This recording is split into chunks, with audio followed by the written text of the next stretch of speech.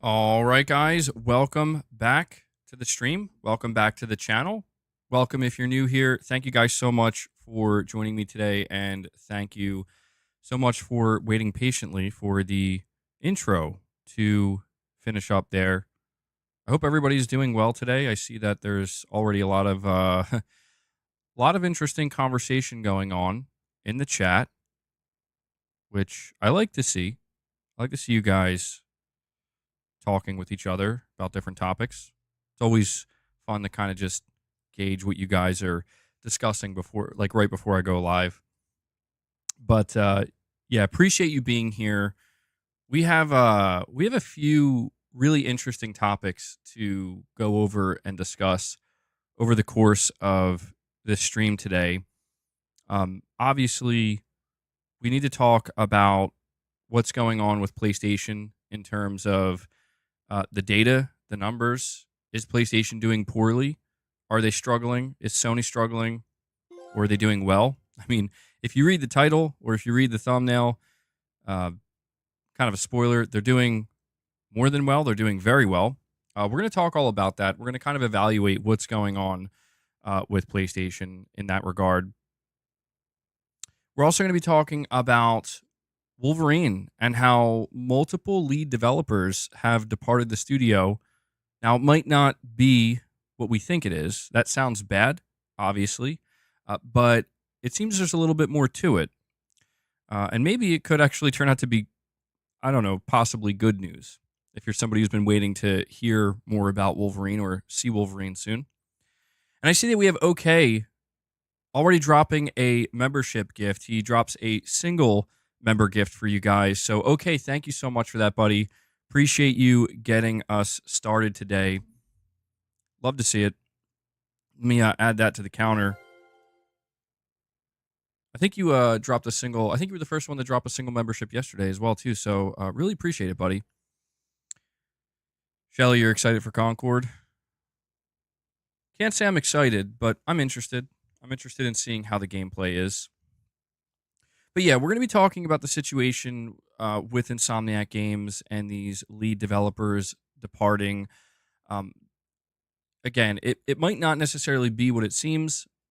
We are also going to be talking when we go over the data about like what's going on with PlayStation in that regard. We're going to be talking about how the PlayStation Portal is just the success of this handheld device is not stopping. It's still going. Like this device, which basically started out as being something that people were kind of dunking on and making fun of, or at the very least just being completely cynical towards, is continuing to do very, very well for Sony, and it's kind of a surprise, honestly. So we'll talk about that. We're going to be talking about Hellblade 2 and Ninja Theory because there is a lot of concern around the studio right now. There's actually a lot of conversation happening that, I mean, speculation that they're going to be the next studio shut down by Microsoft. And this is interesting to me because I did play Hellblade 2, and we now have the data to show like how this game performed, and it's not good at all. We'll talk about that. We'll talk about why people are concerned, and I'm sure we're going to have some other discussions along the way as well during the course of this stream. So, guys, listen, before we dive into any of these topics, and as more people are filing in, I just want to, first of all, again, thank you for tuning in live. If you're here watching live, you guys are awesome. Appreciate that viewership a lot. I want to make sure to thank everybody who can't catch the streams live, but watch them later on. A lot of people watch the entirety of the streams after the fact when they're able to. So shout out to you guys as well.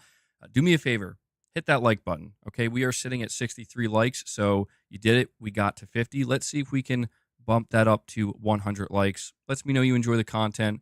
Makes it makes it easy for new people to discover the streams and discover this community and this channel. Now, I want to let you know there are a couple of ways you can support this channel, this content, and this community directly. I have called you guys the sponsors of this channel because that's what you are, essentially. Without your direct support, And without the fan funding, I simply wouldn't be able to run this channel in the way that I do. And it's awesome to be able to do such a thing like that. So, the first way, become a channel member. You gain access to exclusive perks. One of those perks is the Members Lounge. Now, we are going to be doing a Members Lounge after today's stream. So, if you're a member who's been waiting, look forward to that. We're going to be doing that today. If you're somebody who's been considering becoming a member, please do so. You also gain access to exclusive gameplay streams as well. You need an MBG documentary. Yeah, I don't know. I don't know about that one, man. But the second way you can help support the channel and the community is by gifting memberships. It's a big thing we do here on the channel. A lot of people very much appreciate those gifted memberships, gaining access to those perks temporarily. And again, it supports the channel directly. The third way is donating a super chat. You can ask a question, give an opinion, make a statement, anything in between. It helps tremendously. There is a fourth bonus way you can support. I actually forgot to pin this comment on the stream. The message is pinned above. It actually has a direct donation link. So if you do want to donate directly, 100% of what you donate goes to the content creator, and you can still leave a message just like you can with a super chat that I will read. Okay, so thank you guys so much for all of your support. I always have to make sure to say that because I literally couldn't do this without you. So thank you guys. Now, with that being said, I do want to dive into the first topic of discussion, which is about the situation with Insomniac Games and Wolverine. So before we go over the details, here's what we know about Wolverine so far. It was officially revealed with a CG trailer in 2021. Yes, it was revealed that long ago. It's crazy to think. It was actually the last, I guess you could say, good showcase that PlayStation put on in September of 2021. That was the big surprise reveal that, hey, here's Spider-Man 2. By the way, we're working on a Wolverine game. And it was awesome. It was a great reveal. And since then, obviously, Insomniac has released Spider-Man 2, but they also got completely hacked not too long after they released Spider-Man 2. And pretty much all of the information you could extract from a studio like Insomniac, their roadmap, development builds of Wolverine, the entire story, the entire plot, everything. All this stuff has leaked out, and you can find it on the internet. We're not going to be talking about that during the stream, but that is a situation that occurred. And one of the questions that people were left with, after that hack occurred and all of this information about Wolverine came out, is, how far along is this game in development? Is this game, are we going to see it this year? Is it coming out this year? Is it coming out next year? Internally, apparently Insomniac is striving for a 2026 release for Wolverine, which is a little bit further out, I think, than some people were expecting. But, these games do take a long time to develop, considering the quality bar they're trying to hit. So I think it is understandable. But, yeah, there's obviously been some controversy around Wolverine, around Insomniac in general, which I don't really want to cover too much today because we've talked about it ad nauseum, and I don't know that it's necessarily a fun or interesting conversation at this point. But the latest information we have is that apparently two of the lead developers working on Wolverine left, and it seems that the reason they left is because their work is complete. In other words, they're done. They have nothing left to do on Wolverine, and obviously they could have stayed at Insomniac, but when you hear who they joined and why they joined, it might explain why they were not necessarily willing to just chill out and hang around at Insomniac and wait for the next, project. So this is coming from, well, there have been articles written up about it, but I'm actually on the PS5 subreddit, and the title of this post reads, "The narrative director of Marvel's Wolverine leaves Insomniac Games and joins CD Projekt Red Boston for Cyberpunk 2. Now, what's interesting is if you scroll down to the replies, obviously this post is gaining a lot of traction, and a lot of people are interested because it sounds like it could be some kind of potential drama or bad news. And I'm not necessarily saying it's good news, obviously. That's talent that the studio has lost. which is never a good thing necessarily. But somebody points out that two things that are coming out of this: Wolverine's main story, narrative, and art direction are completely done, and Cyberpunk 2 is just getting started. So this is an important piece of information here, where based off of what we're reading, based off of the information we're getting from this departure, it does seem to confirm that the main story is done, the main narrative is completed. And the reason why they mention art direction is because apparently another lead developer that left is the lead artist that was working at Insomniac, working on Wolverine. They also departed the studio to go join CD Projekt Red. And I think that this is kind of like a um, so like on one hand, I'm seeing a lot of people basically say, "Oh, this is fine. This happens all the time." And that's true. This happens literally all the time in AAA gaming when a project is not necessarily finished, but when a lead developer finishes their work on a project, it usually opens up an opportunity where you can either stay or you can go, right? And a lot of times we do see these developers, they decide that they're going to go. Usually the reason why they go is because sometimes the opportunity that opens up in front of them is actually bigger than what they were previously working on. Now, again, look at where these developers went. They went to CD Projekt Red to work on Cyberpunk 2. I don't know that it really gets much bigger than that. So if you're these developers, that's a huge, huge opportunity for you career wise. And if your options are, okay, well, I finished my work on Wolverine, there's not much left to be done. Obviously, Sony will find something for you to do. Insomniac will find something for you to do, but it's probably not going to be as exciting, as there's a lot more work that has to be done with Wolverine before it's ready to go. Maybe they're in the early stages of something like Spider-Man 3, and we know eventually Insomniac's going to be working on like X-Men games and whatnot. So it's one of these situations where it seems to me that they just decided, you know what, it's too big of an opportunity to pass up on. We're gonna move on, and we're gonna go to CD Projekt Red. We're gonna work on Cyberpunk 2, and I mean, who knows when that game is going to be ready to go, but either way, it is talent again that Sony lost. Maybe contract devs, that's a possibility.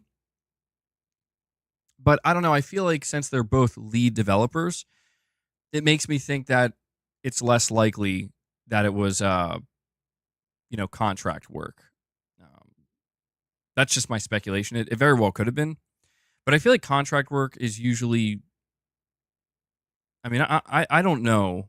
I don't have any way of confirming this, but I guess just logically, I would assume that contract work is for like lower positions. Um, you know, not to put it bluntly, but more like expendable positions. To whereas like lead dev positions, you kind of want to try to hold on to those devs and try to sweeten the deal as much as you can. Although they can be very expensive as well. Um, so it's hard to say. It's hard to say exactly. Maybe we will get more information on this. Freelance work, yeah, potentially, potentially. But I mean, the other side of this is that people are now speculating that, oh, so are we going to see Wolverine soon? Like, are we actually going to see this game revealed soon, or are we going to see like first proper trailer that's not CG, maybe some first gameplay? And people are thinking that because if their work is done, then that means some substantial progress has been made on this project. We have Arnie Vesper, a member for 9 months, saying Cyberpunk is one of my all-time favorite games. I'm kind of happy about this news, to be honest. Well, there you go, man. Yeah, a lot of people just kind of gauging the reactions. I mean, on Reddit, a lot of people actually do seem to be hyped at the like essential confirmation here that Cyberpunk 2 is beginning development. And a lot of people love Cyberpunk, and obviously we know what happened when it launched. How it was a kind of completely disastrous launch, but they completely turned the ship around. And yeah, I imagine that for some people who are excited for Cyberpunk 2, this probably is good news in a way. We have a Cypherpunk here with a super chat. Thank you, buddy. Saying, talking on CD Projekt Red, I've been playing Cyberpunk through GeForce Now, settings all on Ultra, and the ray tracing on that game is absolutely insane. Yeah, I've heard about that. I mean, I've never tried out GeForce Now, and I still have yet to play Cyberpunk, which is a game that a lot of people are telling me I got to play. Um, so I got to get on that eventually. But yeah, I have come across these like videos or these screenshots of people kind of showing off like just how good the ray tracing in this game is. I don't know. Do they have path tracing in Cyberpunk? But I'm glad you're enjoying it, Cypherpunk. And it's interesting that you're playing it through GeForce Now, Ultra settings. I mean, yeah, if they can achieve this with Cyberpunk 2077, you gotta wonder what they'll be able to achieve with Cyberpunk 2, right? Trouble at Insomniac? I don't know. I don't think so. I think the trouble already happened with the hack, to be honest. We have Josh McGill here. Remember, for 18 months, he says, with this Wolverine news, are we still thinking 2026 for release, or do you think it will be put back into 2025? I'm excited for both Wolverine and Cyberpunk 2. It's a good question. It's a good question, Josh. I don't know. I mean, something that people were like pointing out with all of the Wolverine content and data that was taken from the Insomniac hack is that this stuff is likely older, or they've likely made substantial progress since what we're seeing here. And again, if these individuals did leave the studio and they did leave Wolverine because their work is completely wrapped up, um, it could be a sign that they're about to really go all hands on deck and just start polishing this game to a mere machine, and maybe it could be ready by next year. It's really difficult to determine. Yeah, 2026 does seem pretty far away right now. And what we do know about 2025 when it comes to PlayStation game releases is Death Stranding 2 is scheduled for 2025. Outside of that, we don't know of anything.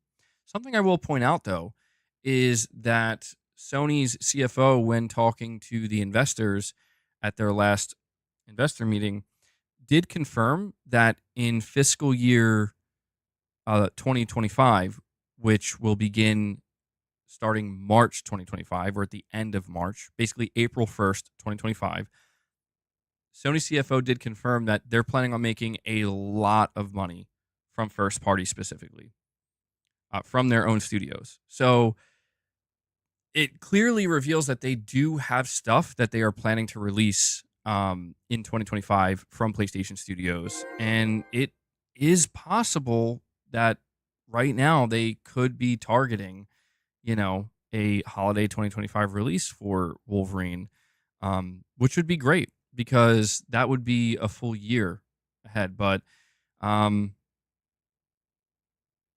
don't know, man. I don't know. I would love to see that. I would hope that that's what's going on. We have New Soul 9 with a $5 super chat. Thank you for that, buddy. Saying, I hope Cyberpunk 2 can rival the GTA series. CD Projekt Red is the only one that can compete with Rockstar. And please put an online mode for Cyberpunk 2. I think there was a recent job listing that was discovered that talked about some kind of multiplayer component for Cyberpunk 2, if I'm not mistaken. So it seems like they're working on that. I know that CD Projekt Red has had ambitions in the past where they wanted to make like a multiplayer game and stuff, but it kind of got, they bit off maybe more than they could chew and they just had to scrap it. So maybe they'll kind of have some kind of multiplayer aspect to Cyberpunk 2. But yeah, I mean, I think a lot of people do view CD Projekt Red in that light where you think about Rockstar and do they stand alone? Is there anybody out there that can truly rival Rockstar in terms of an open world? Yeah, I would say CD Projekt Red in the eyes of a lot of people probably is one of the only ones, if not the only one, with a game like Cyberpunk 2 that could maybe try to rival something like GTA. Or, yeah, like the next Witcher game. I think they did confirm they're working on The Witcher 4 as well. So we'll see, man. We'll see, New Soul. I'm just curious to see how GTA 6 ends up being. You know, if GTA 6 ends up being like really something that raises the bar, I think that's going to put a lot of pressure on Cyberpunk 2, but in a good way. In a good way.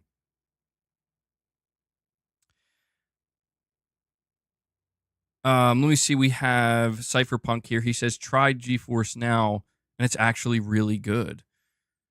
Well, it's good to know, Cypherpunk. I don't know that I'm ever going to use it in the future, but I don't recall ever hearing anything bad about GeForce Now. So, good stuff, man.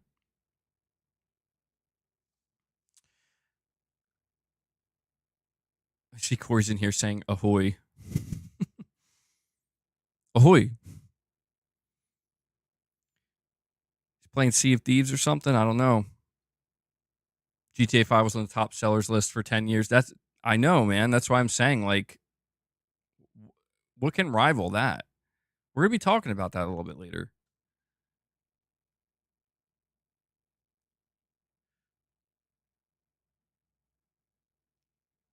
All right. So, I'm just reading the chat for a moment here.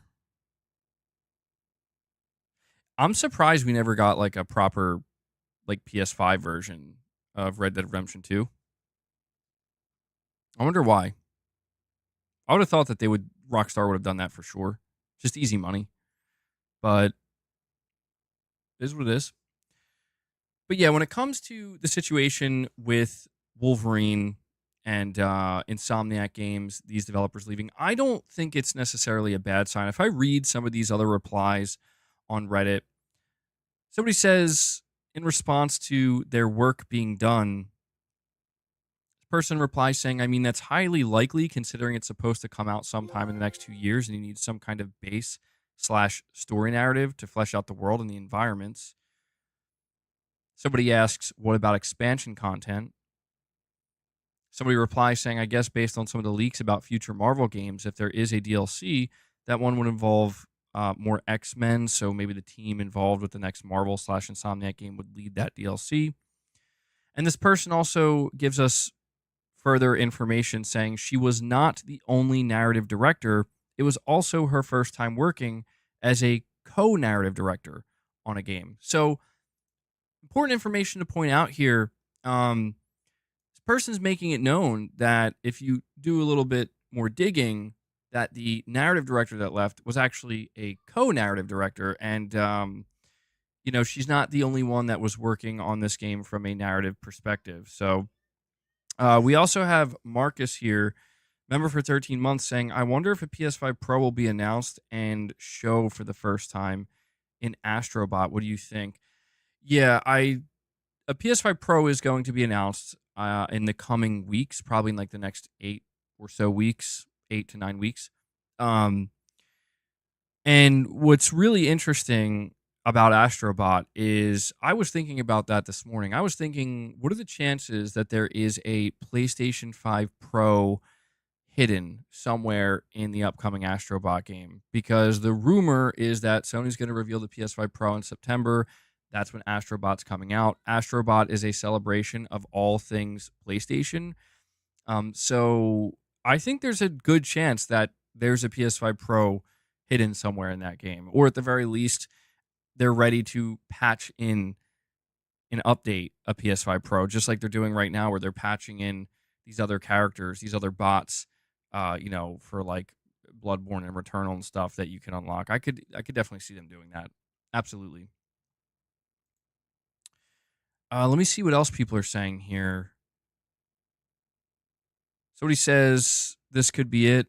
I hope we see something at this year's Game Awards or a PlayStation Showcase. Somebody says she also wasn't the only narrative director. They have multiple narrative directors. It was also her first time working as a narrative director on a game. Somebody else says this is quite common. People that work on narratives don't need to stay until the project ships. The lead writer for Orion, Cyberpunk 2, literally left the Fable project last year, and that isn't coming out until next year. This is not the narrative director of the game Wolverine. She was just part of the narrative co-directing. Wolverine is more or less finished then. So somebody else says there's a lot of concern trolling in this thread from the usual platform warriors. She was an associate narrative director.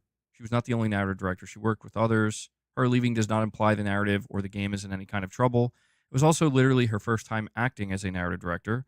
The main narrative is likely finished or was likely finished some time ago. People move around the industry all the time.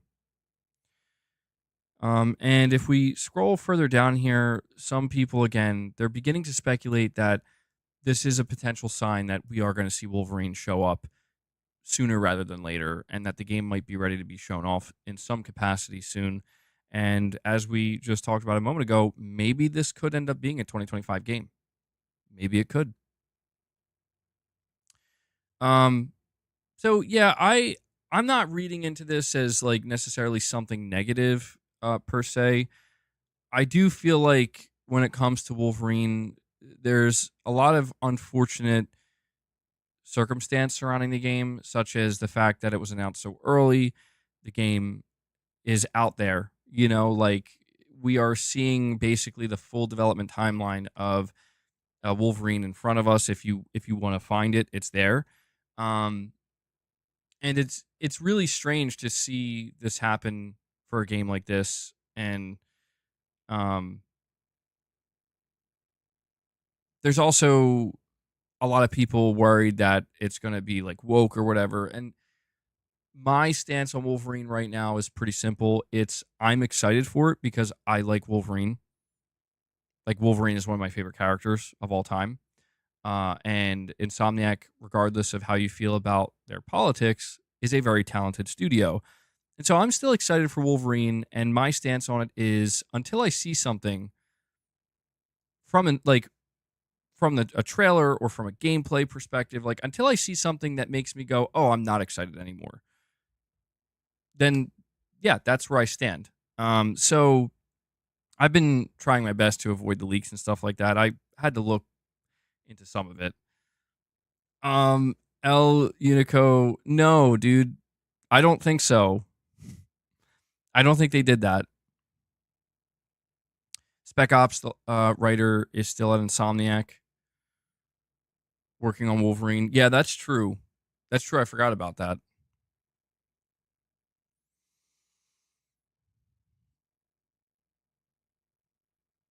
I saw that Xbox is King. You're saying, I don't know, go look at the Suicide Squad game. Did you see their season 2? You get to play as Mrs. Freeze. She looks nothing like Mrs. Freeze. Yeah, I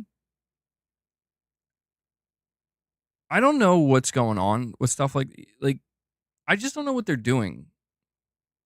Cuz I saw that and I was like, this game's already dead, so it doesn't matter, but if you were trying to if you're trying at all to win anybody over, to just win some people over, this is doing the opposite of that.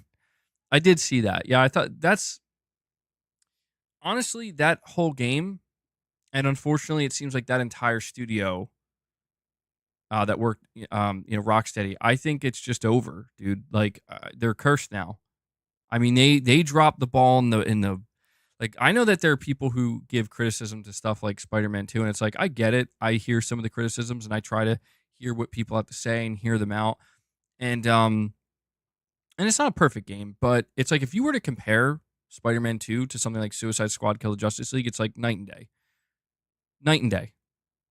And that's what it's sad because when I look at Suicide Squad Kill the Justice League and when I look at what Rocksteady accomplished prior to it, it's just like what happened?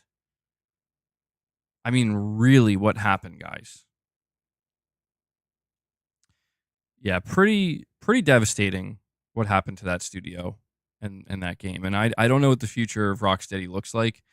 I think Redemption could be in their future, but I think they have, it's obvious what they would have to do to redeem themselves. They would have to just go back to the simple foundational roots of okay, we're going to take a DC character and we're going to make a single player narrative driven game and really make it one of the best, superhero games we can in that regard.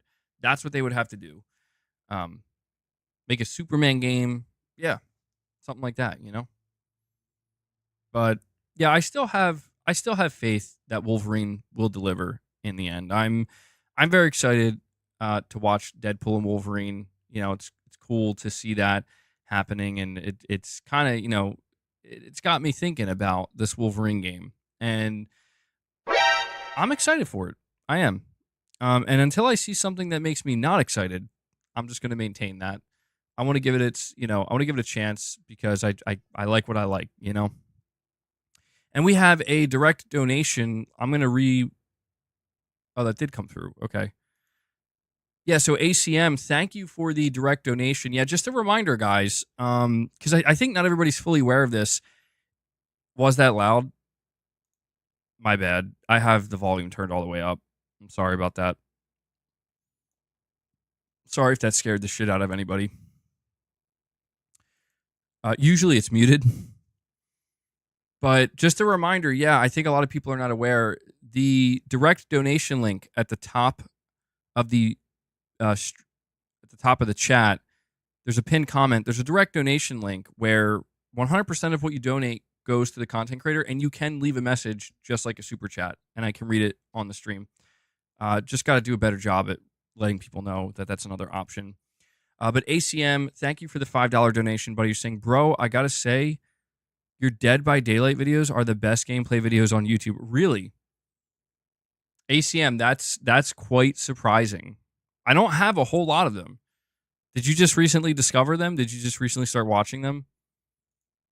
Is it because you like watching me play as the killer? You like to see how I turn into a different version of myself?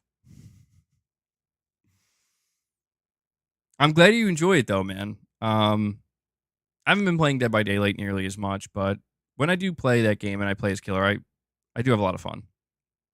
I do a lot of fun. ACM, really enjoying my Dead by Daylight gameplay videos. But thank you for the tip, buddy. You're saying you watched them a while back, but it's so funny. Yeah, it's a good time. Eventually we'll have to do another Dead by Daylight stream just for fun. Nothing tops the Crackdown 3 video. Yeah, I don't think anything has topped that, and I don't think anything will.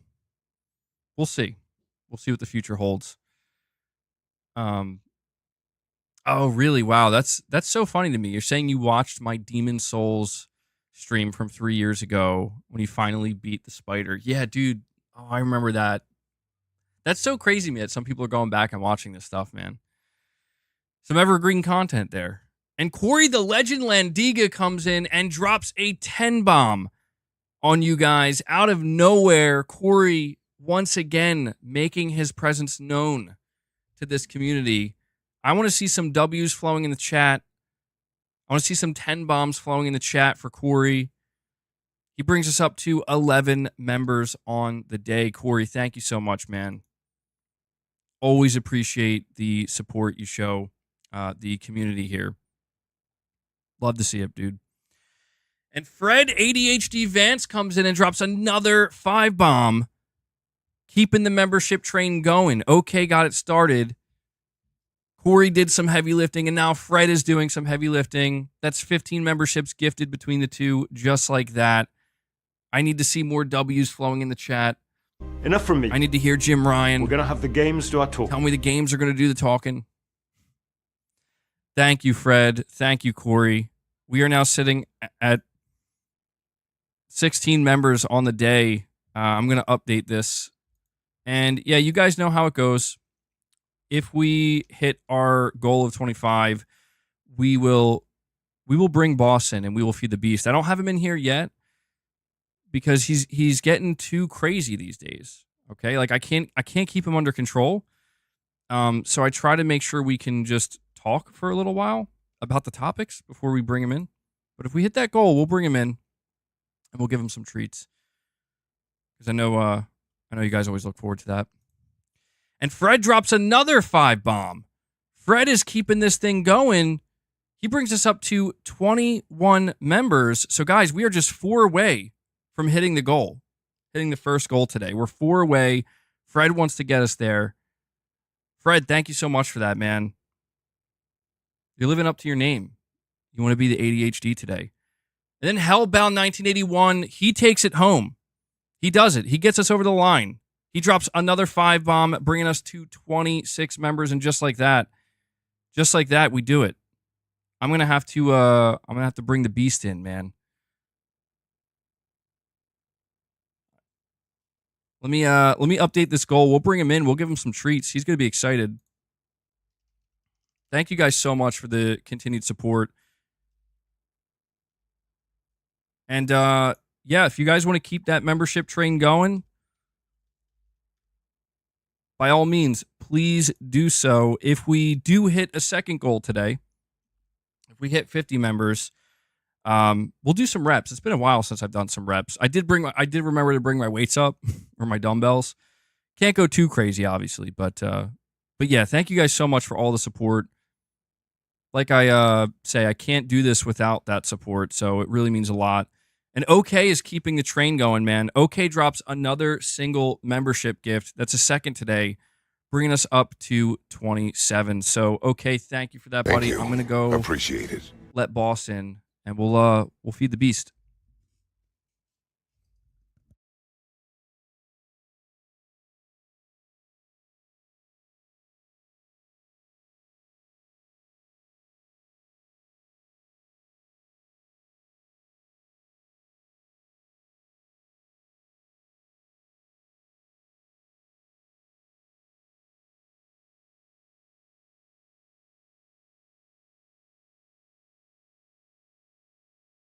Uh-oh. I think we might have a little bit of a delay here. Corey says we summon the boss. He hungers. Dude, I don't know where he is.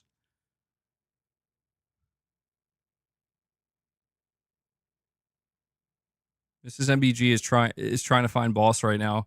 He's hiding somewhere.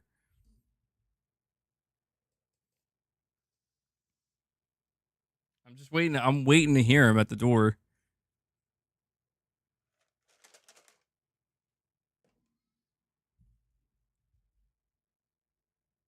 Shake the treat jar. Yeah, dude, I'll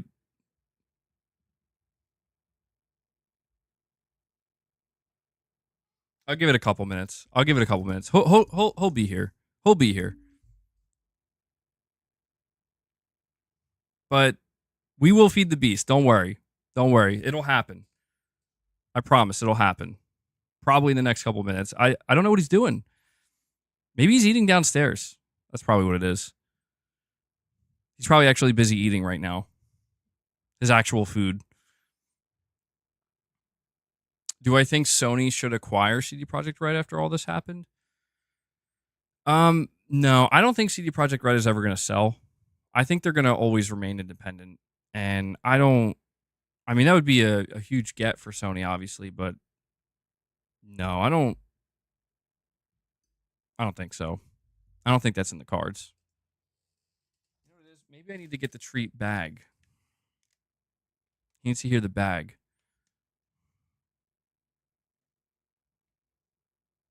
Give me one more second. I want to just see if I can get him in here.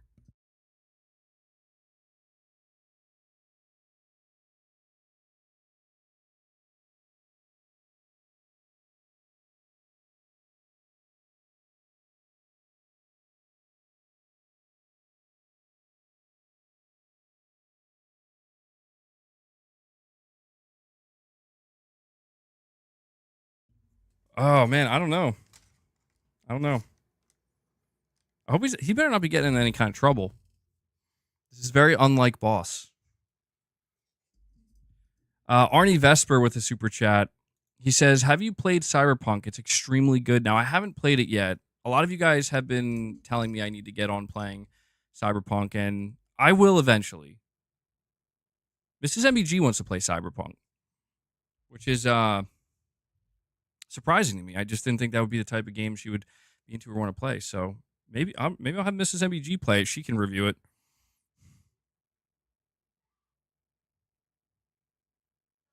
Yeah. Oh, hold on. He's here. He's arrived.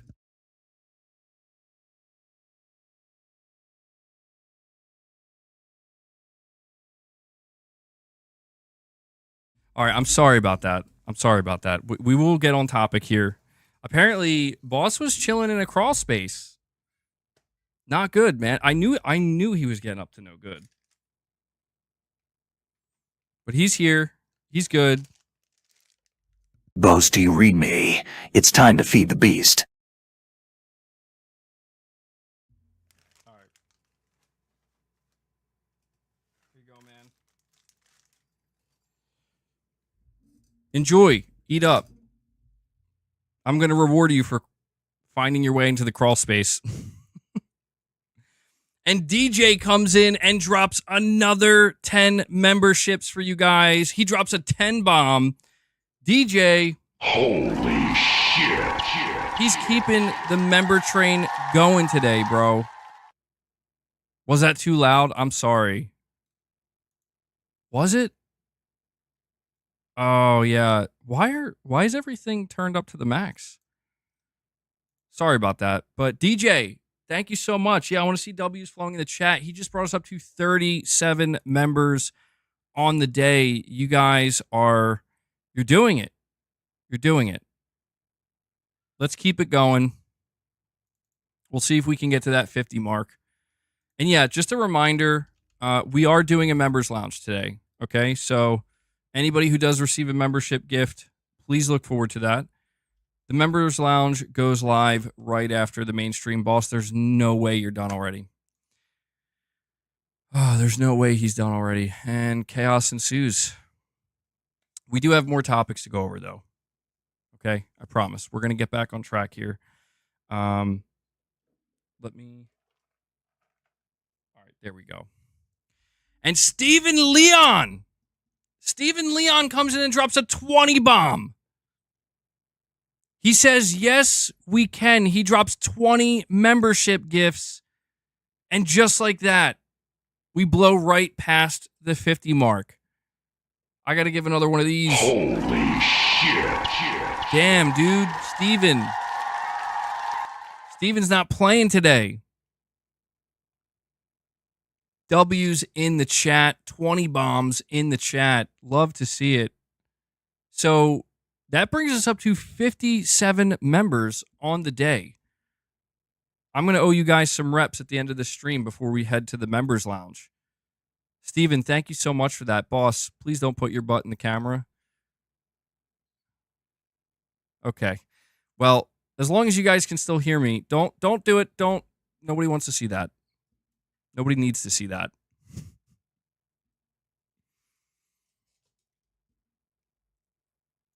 Boss takes over the stream after I give him snacks, and I don't appreciate it because it should go the other way around, you know? He should be trying to take over the stream before I give him snacks, and then he should calm down after I give him the snacks. I do apologize. I know some people are probably tuning out and they're going to come back because we definitely got off track here. But yeah, no, you guys are amazing. Thank you so much for all of the support. Steven, you're saying boss full moon worth it. So yeah, you guys are awesome. Just like that, we literally went from one member gifted to now 57. So good stuff, dude. Good stuff. We'll see if we can keep this member train going throughout the stream. See if we can hit a third goal at some point today. But guys, before we move on to the next topic, hit that like button for me. How many likes do we have? We have 129 likes. Is he?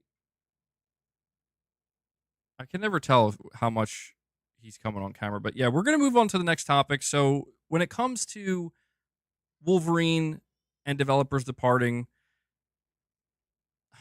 God, boss, can you at least look? Listen, boss, can you at least look into the camera when I'm talking? Can you at least look into the camera so that way it looks like you're talking to the audience? So, yeah, wrapping up the topic, when it comes to Wolverine and developers leaving, I'm not too worried about it. I think it's fine. I think their work is completed. I think we're all good. Oh, did I miss another? DJ comes in. Dude, DJ comes in and drops a second 10 bomb on you guys. DJ, that's 20 memberships gifted from you as well, bro. You just brought us up to 67 on the day. Look at these guys. They're trying to give out all the membership gifts here. They're excited for Boss taking over the stream. Boss is straight up taking over this channel, man. Like, now he's just going in front of the camera.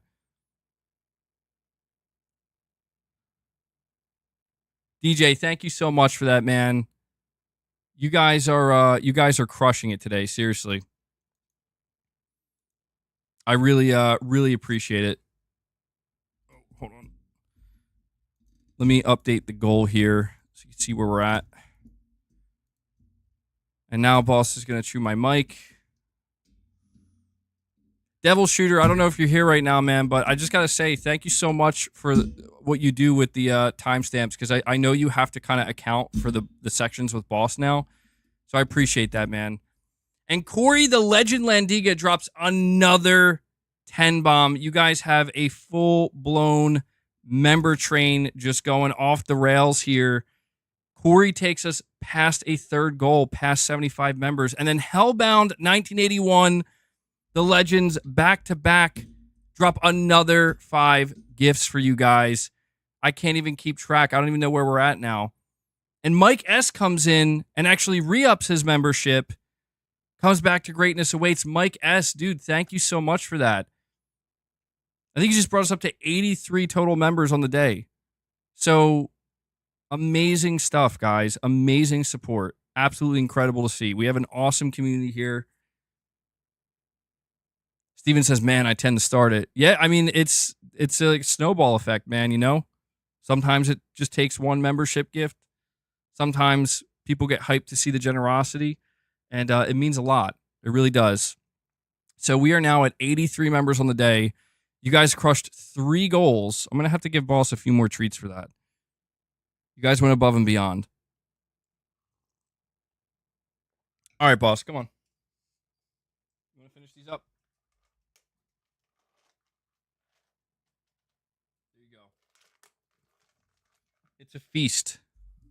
It's a feast for the cat.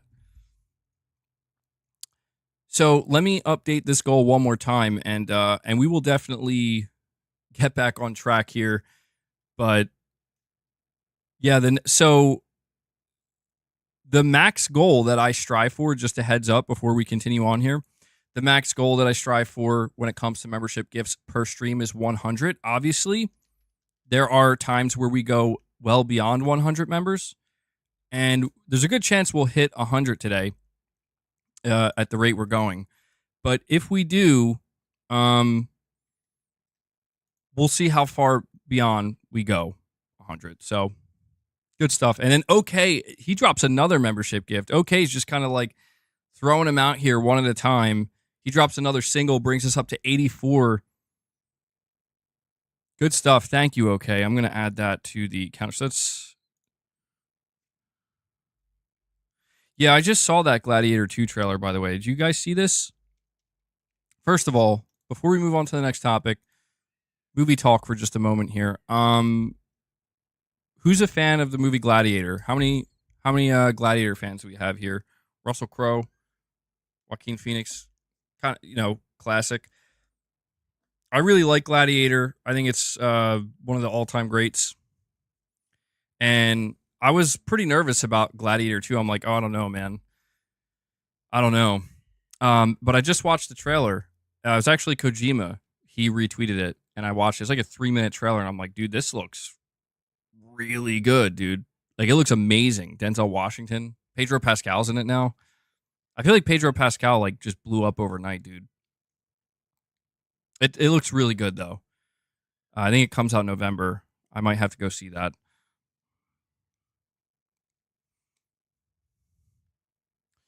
You think it looks like a corporate made movie? I don't know.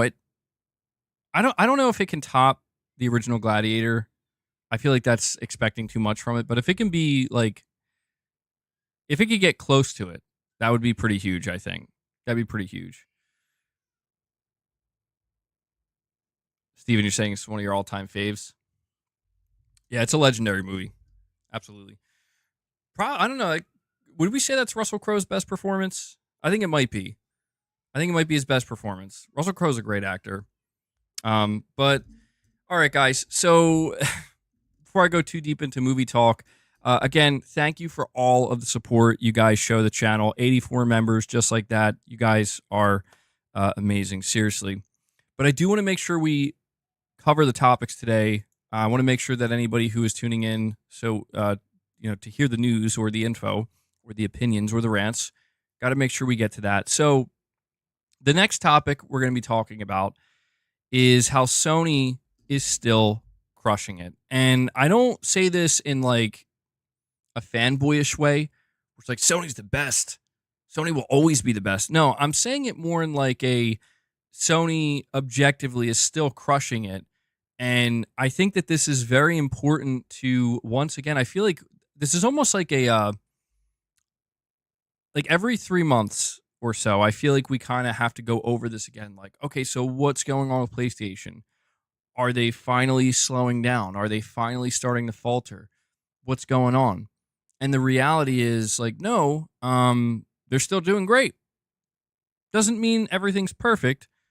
Doesn't mean we don't want to see improvements made, of course, but we'll go over this information. And we have RichRod908, always look forward to his super chats these days, saying, MB Gangstas, Xbox sucks. PS5 showcase Gangstas, please. Rich Rod, I agree. I agree with everything you just said there, straight up. I have nothing more to add to it. I just agree. For the first time, Rich Rod, I just agree.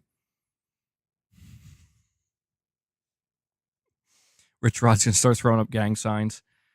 All right, so I have an article here from Insider Gaming, and the title reads, PS5 continues to outpace PS4 in sales while Xbox Series consoles begin to fall behind Xbox One. They say here the latest gaming sales data has been released for May 2024, and with it comes the most recent numbers regarding overall current generation console sales. Both the PlayStation 5 and Xbox Series consoles were released the same week back in 2020, but both have had a very different journey sales-wise. According to Circana, the PS5 is outselling the PS4 by 8% through its first 43 months. On the other side of things, however, the Xbox Series consoles are behind the Xbox One in sales during the same time span by 13%. So it's lagging behind, negative 13%. They also sit behind the Xbox 360 during the same period. So the Series X is tracking behind both the Xbox 360 and even the Xbox One. So it says here for the month of May 2024 specifically, the PS5 led the way in hardware sales in both units and dollars. The Xbox Series came in third in total units behind the Switch, but second place in dollars. However, year-on-year sales numbers have declined by double-digit percentage. So there is a little bit of a concern there where there is still an overall decline, but the PS5 is still doing pretty well in the US. You're saying look at the UK numbers. We're going to look at those numbers in just a moment. But in terms of the US, the PS5 is still doing very well. In the US, the PS5 is actually outpacing the PS4, which is quite impressive. I mean, not like insanely impressive, but just considering that the PS5 is a more expensive console than the PS4 was, the PS4 is the third best-selling home console of all time. That's pretty good. But yeah, it's not looking too good for Xbox, unfortunately. Can't say it's too surprising, but Xbox is now lagging behind the Series consoles when it comes to, the Xbox One console. The Series consoles were lagging behind the Xbox One console time aligned. And that's pretty bad because the Xbox One was pretty much considered a failure, all things considered. And I don't know, man. It just seems like the series consoles are on a downward spiral that I don't think Microsoft is going to be able to stop. Maybe they don't care, but we're going to go over that. You're saying, did you see the sales numbers for Hellblade 2? We're going to cover that, but I want to. So here's what we're going to do. We're going to cover the data for the US, and then we're going to cover the data for the UK. So starting with the US, a year-on-year total spending dropped by 6% overall. Year-on-year console content spend fell by 40%, and this is mainly attributed to Zelda Tears of the Kingdom releasing in May of 2023. It had a very strong launch, so there wasn't a release in May this year to match that. The PS5 was the top-selling console in units and dollar sales. The Switch was number 2 in unit sales, number 3 in dollars. Series consoles were number 2 in dollar sales, but number 3 in units. PS5 sales are 8% higher than PS4 when launch aligned. Series consoles are negative 13% lower than the Xbox One when launch aligned. Ghost of Tsushima was the number 1 selling game, followed by Paper Mario at number 2 and Modern Warfare 3 at number 3. Helldivers 2 came in at number 4 and continues to be 2024's best-selling game. The PlayStation Portal was the best-selling accessory in May and year-to-date in 2024. So PlayStation Portal is doing very, very well. A couple of things I want to point out here before we move on to the UK data. Ghost of Tsushima, number 1 selling game. I think that's a pretty big deal. I do. I think that's a pretty big deal because Sony released Ghost of Tsushima on PC like nearly 4 years after it launched on console. That's a long time, dude. That's a lot of years. And it's doing great. Like it was the number 1 game. This is why I know there's a lot of people who are absolutely convinced that Sony is going to go day and date with single player games on PC, and I'm not here to say that they won't. Maybe they will. But what I can say is that if you're Sony and you're looking at this data, you're probably thinking to yourself, we don't have to. Like, we're still winning by not doing that. Like, Ghost of Tsushima was the number 1 best-selling game in the month we released it on PC. If you're Sony, you probably don't feel much pressure at all to do something like that. And it's understandable why. You know, like if I was Sony, I would think, well, why would I do that? If I can have it both ways, if I can have my cake and eat it too, why would I mess that up? Again, I'm not saying that means they won't. I'm just saying that it's interesting data and it paints an interesting picture. We have OK with the super chat saying the Series X and S are Microsoft's Wii U, hence the rush to next gen. I think you might be right. Yeah, they have sold better than the Wii U, but man, it really seems like this console is actually going to struggle to get to like 30 million units or like 35 million, and that's really bad. That's not as bad as the Wii U, but the Wii U was a disaster like no other. The Wii U was like, wow, okay, that almost ended Nintendo as a console manufacturer. But I agree. I tend to agree. The series consoles seem to be, it basically seems to be like the Microsoft equivalent of the Wii U. I mean, we could look at the original Xbox and say, well, that didn't sell too well, but it was because they were just breaking into the market and they were going up against a juggernaut that was the PS2. So I don't think anybody like faults them for that, you know? Josh says, shout out to Paper Mario at 3. I think it's actually number 2. Paper Mario is actually number 2.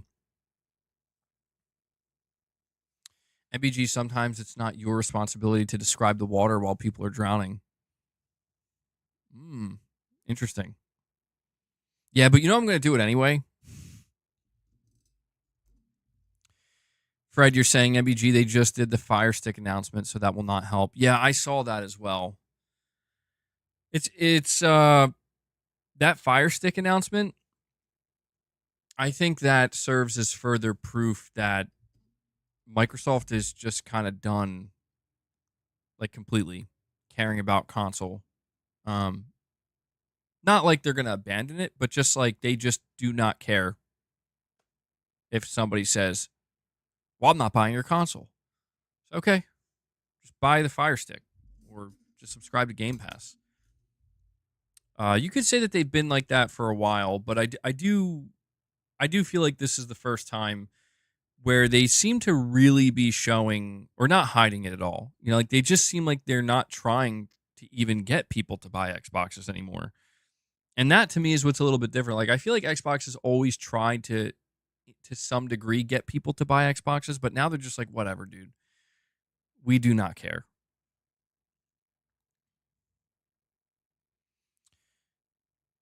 Fred, you're saying you're pretty sure you have to buy the higher end Fire Stick to use Game Pass. I didn't even know there were different versions of the Fire Stick.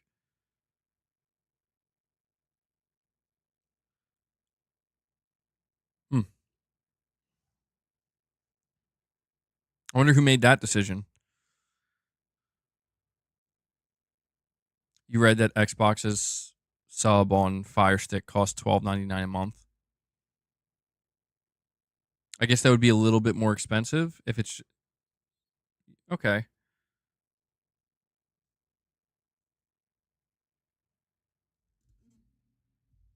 The Fire Stick Pro. Yeah, I would have to look into this.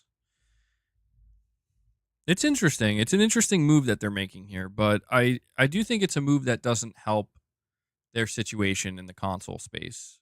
I think the situation for Microsoft right now in the console space is frankly pretty dire. And that's something that I kind of wanted to touch on here. That's something on my, is that like dry skin? I don't have to take care of my dry skin live on stream. There we go. I don't know what the hell that was.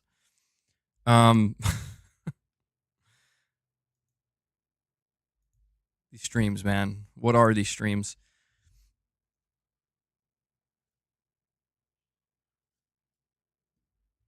Who cares about Xbox hardware? It's done. No, I think I agree with that, man. Like, it is unfortunate because if Microsoft really does sink like further down in terms of console sales, like if it actually gets worse than it already is, which I think it will, I feel like that's not good for the console industry as a whole.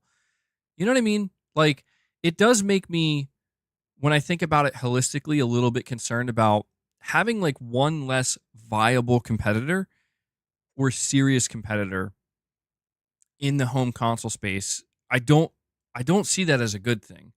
You know, it's like from a more competitive standpoint, it's like, yeah, you know, Xbox lost the console war, or, you know, screw Microsoft or whatever. And I get, for people who don't like Microsoft, I get that.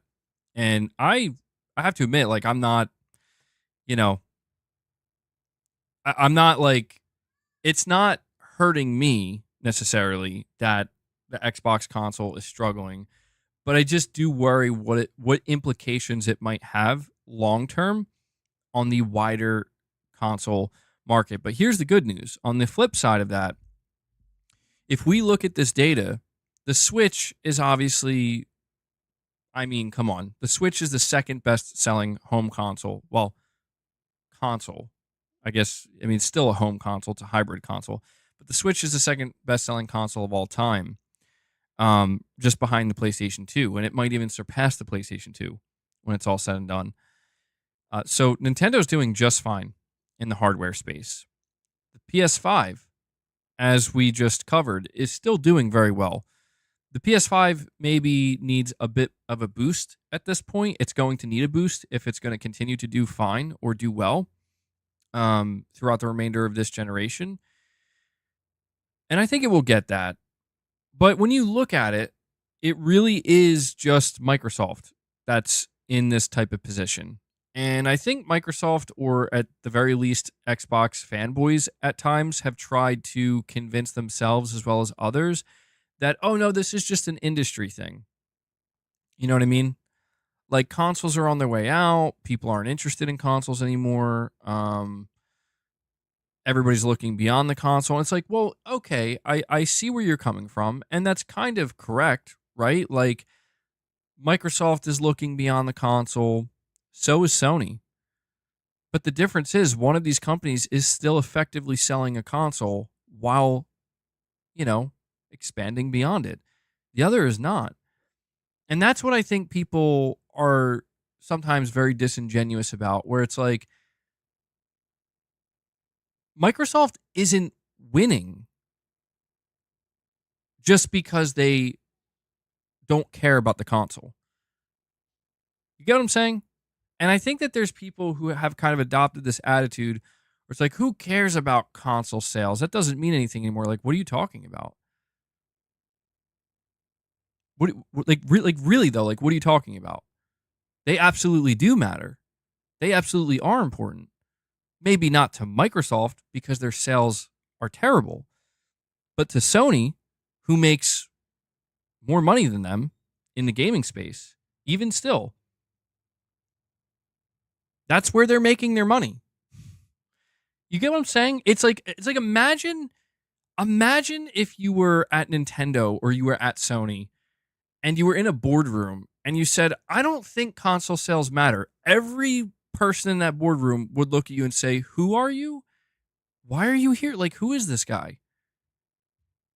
Who is this idiot? Like, that's how they would look at you, because that's literally how they make their money. Like, the overwhelming majority of their money. And it would be like, it is honestly the equivalent of like turning to Microsoft as a company and being like, who cares about cloud, dude? Who cares about cloud? Like, dude, that's how Microsoft, that's their bread and butter. That's how they make their money. Who cares about enterprise, right? Who cares about Office? Like, it's silly that people don't want to look at it from a more honest perspective, which is just that console sales are still very important to Nintendo and to Sony, because console sales lead to the bulk of their revenue and the bulk of their profits. And the same cannot be said for Xbox. And Xbox is in a whole different position entirely. And they have the backing of Microsoft. And Microsoft is the richest company in the world. And so because of that, Microsoft can afford to just treat the console as like a little side extra thing, and it doesn't matter. But I just think people specifically who buy into this like notion, what's the point here? The point is, be careful who you're listening to when it comes to the console space and the evaluation of it and analyzing the console space, because I've seen it all. I've seen people act as if the future is just console gaming. I haven't seen much of that, but I've seen people acting like you're some kind of, like there's something wrong in your head if you choose to buy a console and play on a console. And I've seen people with level-headed takes as well. Not as many as I would like to see. And you just got to be very careful, because I feel like this is one of those, the console space is one of those spaces where I feel like everybody has a strong opinion, right? And that's fine. I think that's what makes the conversations interesting a lot of times. It's also what can make them very toxic. But I just think that there are too many voices out there on the internet and across games media that attempt to adopt or subscribe to a narrative that is just it just continues to be proven, if not false, like many times it is flat out proven false, not entirely accurate, right? And that's all. That's all I think this really comes down to, is when we look at this data, the data tells you that console gaming is still relevant, like very much so. It's still something that appeals to a wide market. Could it be that the growth is stunted now? There is no more growth in the console space potentially. Yeah, that could be true as well. But make no mistake, if Microsoft could sell 120 million Xbox Series consoles, how thrilled do you think they would be? How much more supportive do you think Microsoft would be? How much more aggressive do you think they would be in their approach in selling and pushing Xbox console hardware if they thought they could get to 100 or 120 million units? Oh, they'd be going in hard. They'd be going hard in the paint. They absolutely would, because they understand just how much money that would make the brand, how much potential profit that could lead to, how many game sales that could lead to, how many subscribers that could lead to, right? And so that's why I just try to tell people, like, look, you can't blame Sony and Nintendo, two console manufacturers that still are like selling hundreds of millions of consoles per generation. You can't expect them to just turn away from that, because the loser in the console space, the third place, manufacturer, because they can't make it work. That's all I'm trying to say. If Microsoft makes Game Pass work and they carve out their own path forward, that's one thing, and that's fine. But people can't look at that and honestly say that that's the only way. We have a new Soul 9 here with a few super chats. Thank you for that, buddy. You're saying here, MBG, just because the consoles are low, that doesn't mean automatically it's not looking good. If it does, the same people that deny the Xbox consoles still results in getting Game Pass or buying their games. The only way that description would fit if Xbox were still only relying on the console, which they are not anymore. So what you say doesn't really apply. Well, I can meet you halfway, New Soul 9, with this.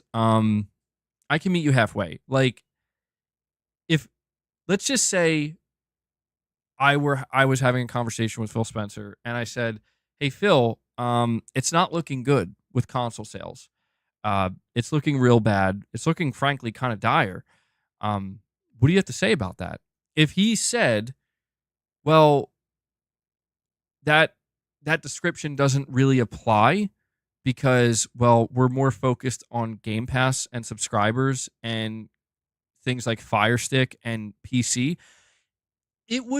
I'll be honest with you, I would think it feels like a bit of damage control being done there, where it's like, okay, like, that's not a lie, but it feels like it would be kind of avoiding the,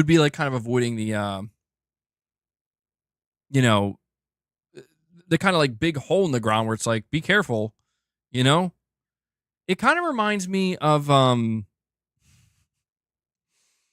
it would be like if you were showing off a new home and the outside of the home looks great and like so much of the inside of the home looks fantastic. It all looks beautiful. Very nice home you got there. And then there's just like this, like maybe the kitchen, or if not, maybe not the kitchen, but like just one of the bedrooms is just a total disaster, nightmare, like not looking good. Like, it's really something like, this does not fit in with the rest of this house. What is going on here? This feels like this room belongs to a different house. That's how bad it's looking.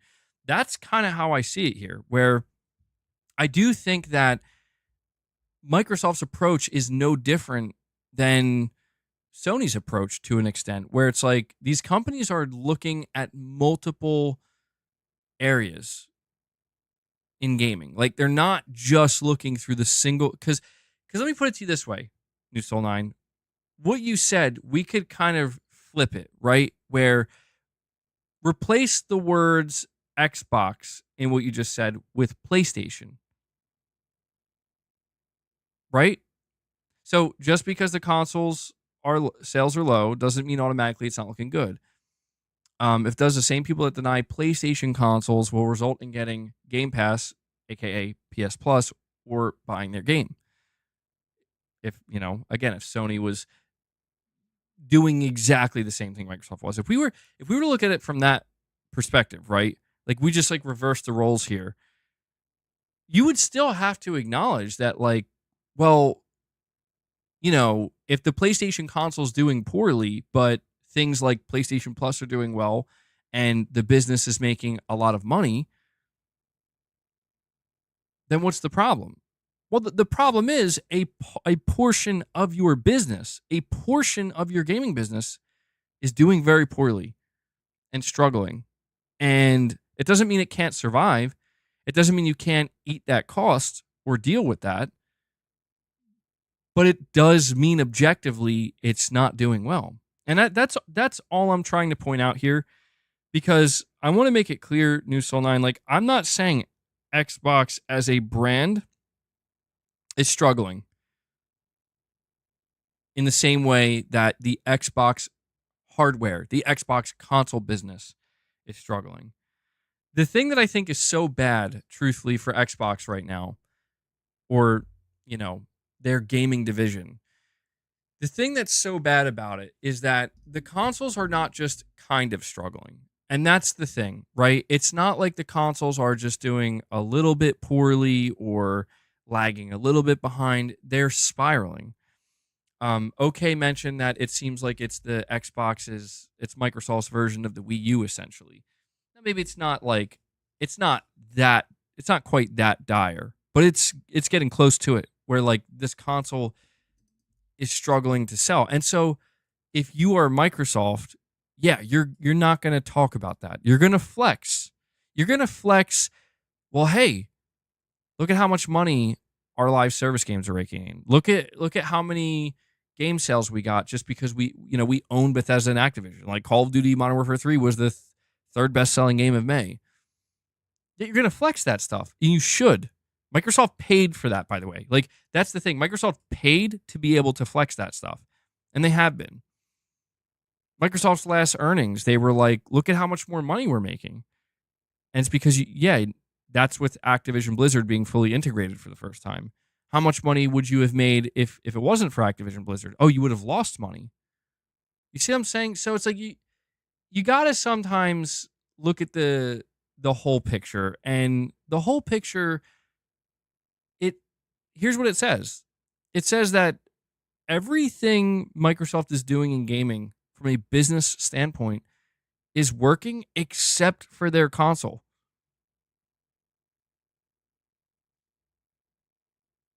And we could maybe even say Game Pass, but I don't know. Microsoft has yet to confirm that themselves, if I'm not mistaken. So I don't think we can say that. You know how I view it? To kind of simplify it a little bit. You remember at the beginning of this year, in like February, there was kind of this conversation going on where it was like, there's a rumor, the rumor mill. It was kind of claiming that Microsoft is giving up on consoles and they're exiting the console space and they're giving up on Game Pass. Game Pass isn't growing. It's completely halted. So they're walking away from that as well. And the rumor mill essentially was saying that Microsoft is going to just completely abandon like their ecosystem and being a platform holder and just being full-blown a third-party publisher. Like, that's it, just full-blown third-party publisher. And what was freaky about that, I think, for a lot of Xbox fans, and like, obviously seeing those rumors catch fire like that, what was freaky to witness for them was probably the fact that so many people actually believed it, where like it sounded insane. Like, holy shit, like that is a complete meltdown of the Xbox business and a complete transformation. But people believed it. And not everybody believed it in bad faith. Like, a lot of people believed it because they were like, well, yeah, look at the data. Again, look at the numbers. And it is true that when you look at Game Pass, there is no growth. When you look at consoles, there's the opposite of growth. It's actually, again, it's going down in the negatives. When you look at Microsoft's scale when it comes to studios and IP, that is the one area where it's like, holy shit, you guys are a freaking juggernaut. And I think essentially what we witnessed, and this is important when talking about the console space, you have Nintendo doing well with the Switch, PlayStation doing well with the PS5. I think what Microsoft essentially had to decide is, listen, we're gonna stick by one of these things, and we have to decide what we're sticking with. Are we sticking with the console, or are we sticking with Game Pass?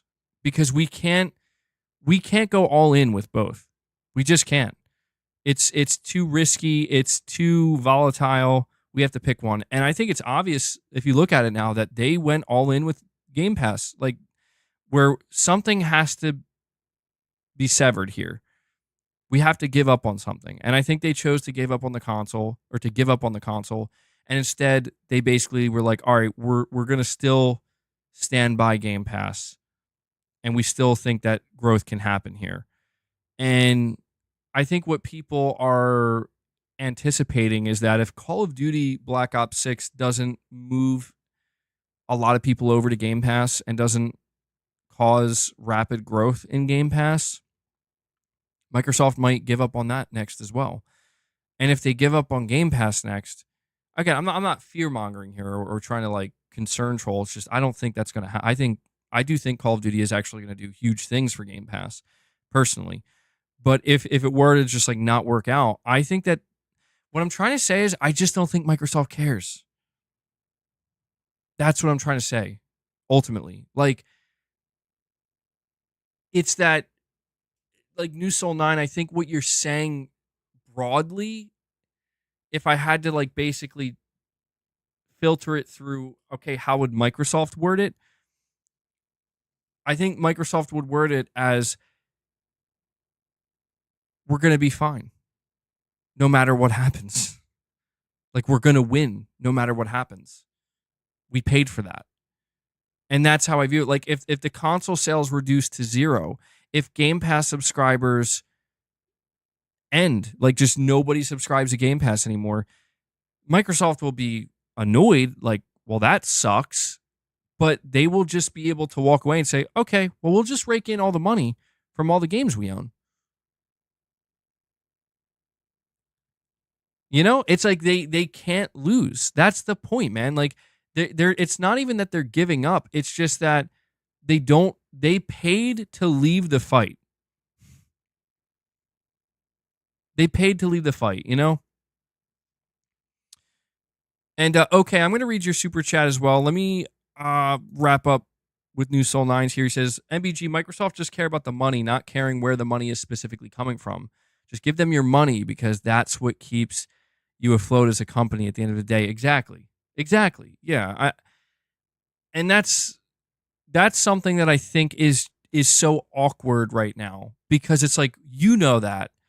I know that. I think most people know that, but Microsoft isn't fully admitting that. You know what I mean?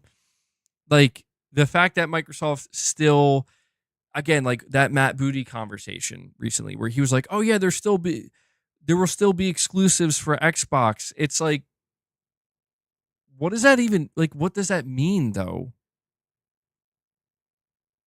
Like you're just, you get what I'm saying? Where it's like they just kind of like still. I think a good way to look at it is Microsoft seems to me like they're out there playing the game on the field, but they decided like a while ago, that like, no, we stopped playing. It's like when you watch a sports team that has to finish out the season. It's like they're not making it to the playoffs. It's over, but they still have to play the games. Like, they still have to go out on the field and try, right? But in reality, it's like, who's really trying, knowing that you're not going anywhere? It's over. Season's over. That's kind of how I view it. I view it like Microsoft, and it's not even that they lost the game, but they won in the end. You know what I mean? Like, you lost the game, but you still won. How does that work? Well, it's because you paid for it. You paid to win. That's the truth. And I know that sounds bad, and maybe to some people it is bad, but it is business. So you have to ask yourself, is it bad business? No, it's not bad business. It's, if you're looking at it from a more like, you know, an emotional standpoint where it's like, oh, is that fair? They just, yeah, like they just paid to win essentially. They just paid for the safety net. Well, that seems a little unfair and weak, and I've talked about that before, but it's like, yeah, but it's business, dude. Like, these are corporations. Like, it's not about what's right. It's about how do we keep our business going if the worst happens. And this is it. This was the end game for Microsoft. And the end game essentially is that Sony, they will continue to sell consoles, sell PlayStations. The PlayStation business will continue to thrive. And their ecosystem will continue to thrive. Same with Nintendo. We don't know if our console ecosystem is going to thrive. Every sign is saying it's not going to thrive. Every sign is saying it's actually going to struggle even worse. We don't know if Game Pass is truly going to be the future. We don't know if future growth awaits. We'll support it. But what we do know is that now that we own Activision Blizzard, now that we own Bethesda, and we have all of our own family of studios that we've spent the past like 6 years acquiring, regardless of what happens, we're good. We're good. And I just think that that's like, from a business perspective,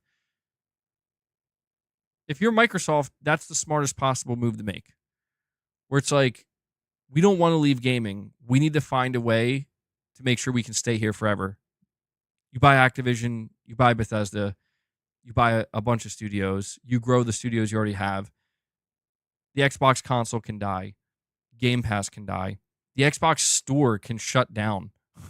I'm obviously, I'm talking like long run, like the whole thing goes to shit. Every aspect of Xbox as we knew it could disappear. And Microsoft in gaming would be just fine. That's the craziest shit, dude. Like, that's the craziest thing to kind of realize. I'll tell you, yeah, it's interesting. It's very interesting because, man, just goes to show things can change very quickly. And New Soul, you're saying, I completely agree with you, MBG. They really shouldn't be using the word exclusivity. It's just not a thing anymore, especially with Amazon's Fire Stick. Yeah, it's so weird. Like, again, I just feel like they have to do it to avoid negative headlines or like overly negative headlines. It's like PR, And we have 2 super chats from OK who says, PS positive sales numbers likely reinforce its stance to not show their hand and allow their studios longer to cook before having to reveal their new games. With Microsoft pushing an AI and the Surface team leading the next console development, I think people will be surprised. Jesus, Leia, you just scared the fuck out of me. Oh my God. I don't know if you guys just saw that. Leia I didn't even know she was in here. She just jumped on my lap and like scratched my head. Let me read this again. No, that wasn't even Boss, dude. That was Leia. She's like that, dude. She sneaks up. Let me try to read this again, okay? You're saying, with Microsoft pushing an AI and the Surface team leading the next console development, I think people will be surprised at how big of a push the next console will have.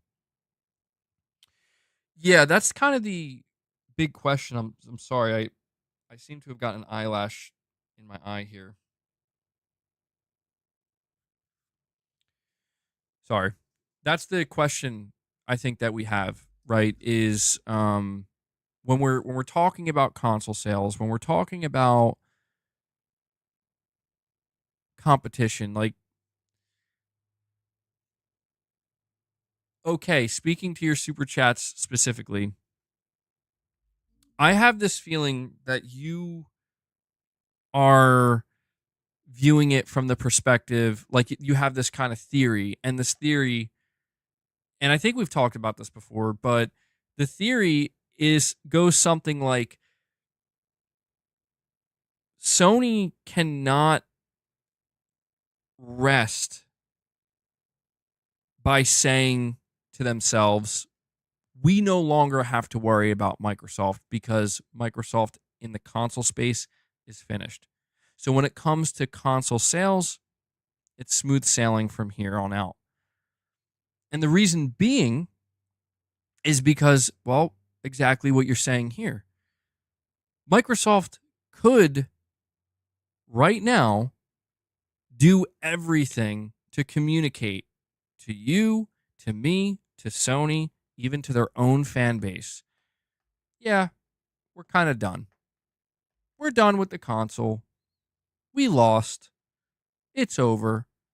But in reality, they could come out and shock and awe everybody with their approach with the next Xbox console. They could be preparing that.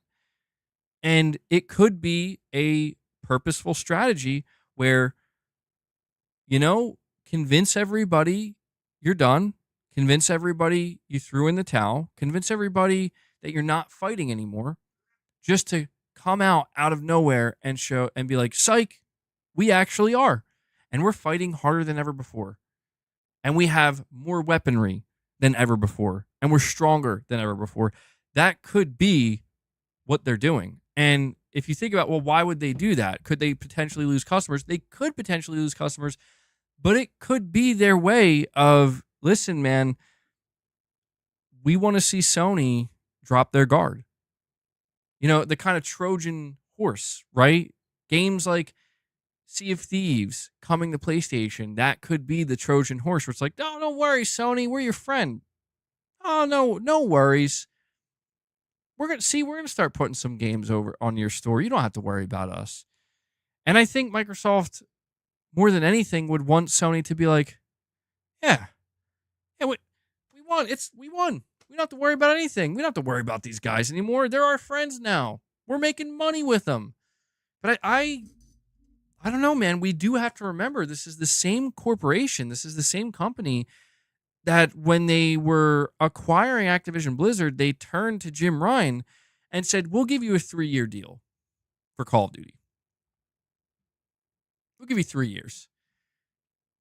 Jim Ryan probably damn near shit himself being like, are you out of your fucking mind? No way. 3 years.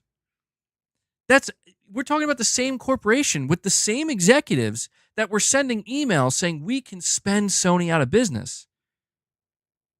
See, I'm not trying to sit here and make it sound like Microsoft is like the secret evil villain, because I don't view them that way. Sony could be the evil villain in this case. They're all evil villains because they're all multi-billion, trillion-dollar corporations. But what I'm saying is, I do think Sony needs to be careful. And I think it's kind of what you're saying here, okay? It's that it's such a weird thing because on one hand, I'm sitting here talking about how dire the situation is for the Xbox console compared to the PlayStation and the Switch, and how I'm sitting here basically making it sound like, oh yeah, this is their Wii U and they're done and they're going to exit the console space. But I almost, there is that part of me that does wonder, like, is that what Microsoft wants us to think? Like, not in a conspiratorial way, but just in like, yeah, just you guys think that. You do that. We'll come back in a couple years. We'll see you next gen. I don't know, man. If I'm Sony, right?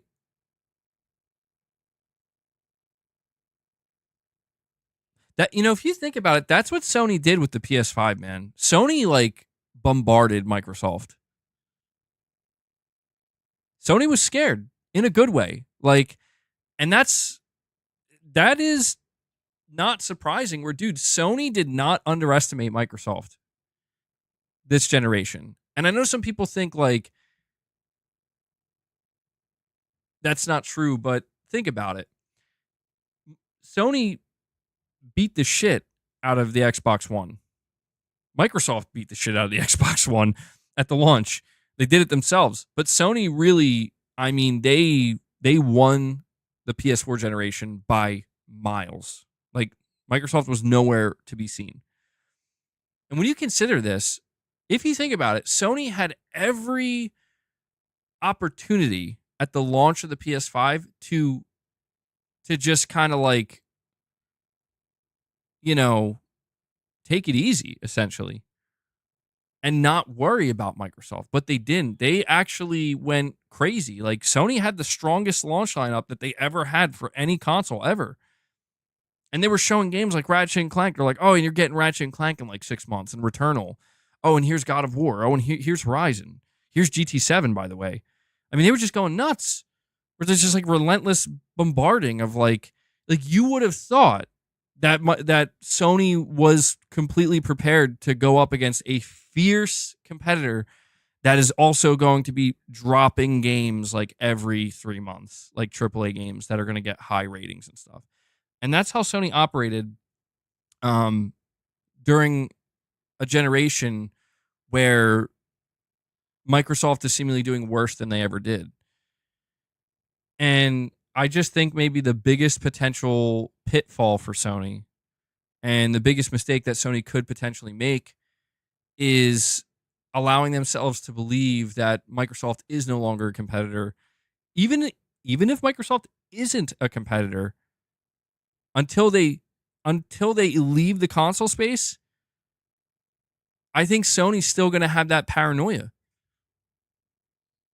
You know? I think they're going to have that paranoia of like, we got to go crazy at the launch of the PlayStation 6. We got to go absolutely nuts because we don't know what Microsoft's planning. Who knows what, like Microsoft could literally like end their brand for a second time. But like officially this time, like end the console brand that is. They could do that, but we can't go into it assuming that's what's going to happen. And it just feels like this is why, hey, why isn't Lego Horizon Adventures going to go on Xbox? Dude, because I think Sony's still looking at Microsoft like, fuck you. You know, like I think they're still looking at them like that because I don't think Sony's falling for it, man. I think Sony sees right through Phil Spencer and Matt Booty and everybody there where they're like, listen, we're a $1 billion corporation too with executives. We know how you guys actually operate. Like we know what's really going down over there. We know you're not really trying to be nice. You're just trying to do business. And I think that Sony is just probably keeping that in their minds with every decision they make because, you know, I don't think Sony's going to forget that just 2 years ago, this company that is now acting like they were defeated and acting like they can't compete in the console space and acting like, you know, the nice guys. These are the same dudes who were like, here's a 3-year deal, buddy. I don't think Sony's going to forget that. And so I guess what I'm trying to say is like, I don't think Sony's going to rest on their laurels and make the mistake of underestimating Microsoft, even though right now in front of us, including me and you, in front of us, Sony would have every reason to do that. But I still don't think they will. And I think that is the true test potentially for Sony, where it's like, listen, when you have no reason to go, like to be paranoid and push as far as you can, as hard as you can, when you have no reason to do that, but you still do it anyway, even if it is out of fear, that's good. That's good for us anyway. And so here's what I'll do. I'll read OK's super chat and then New Soul, I'll read yours as well. So I could kind of like stay on the flow of topic or a specific super chat. You're saying, yes, that was a good summary. I think the PlayStation 6/X2 generation will be far more competitive, intense, interesting, and weird than this generation. X wants a comeback. PS wants to stay king. Yeah, and that's exciting to me.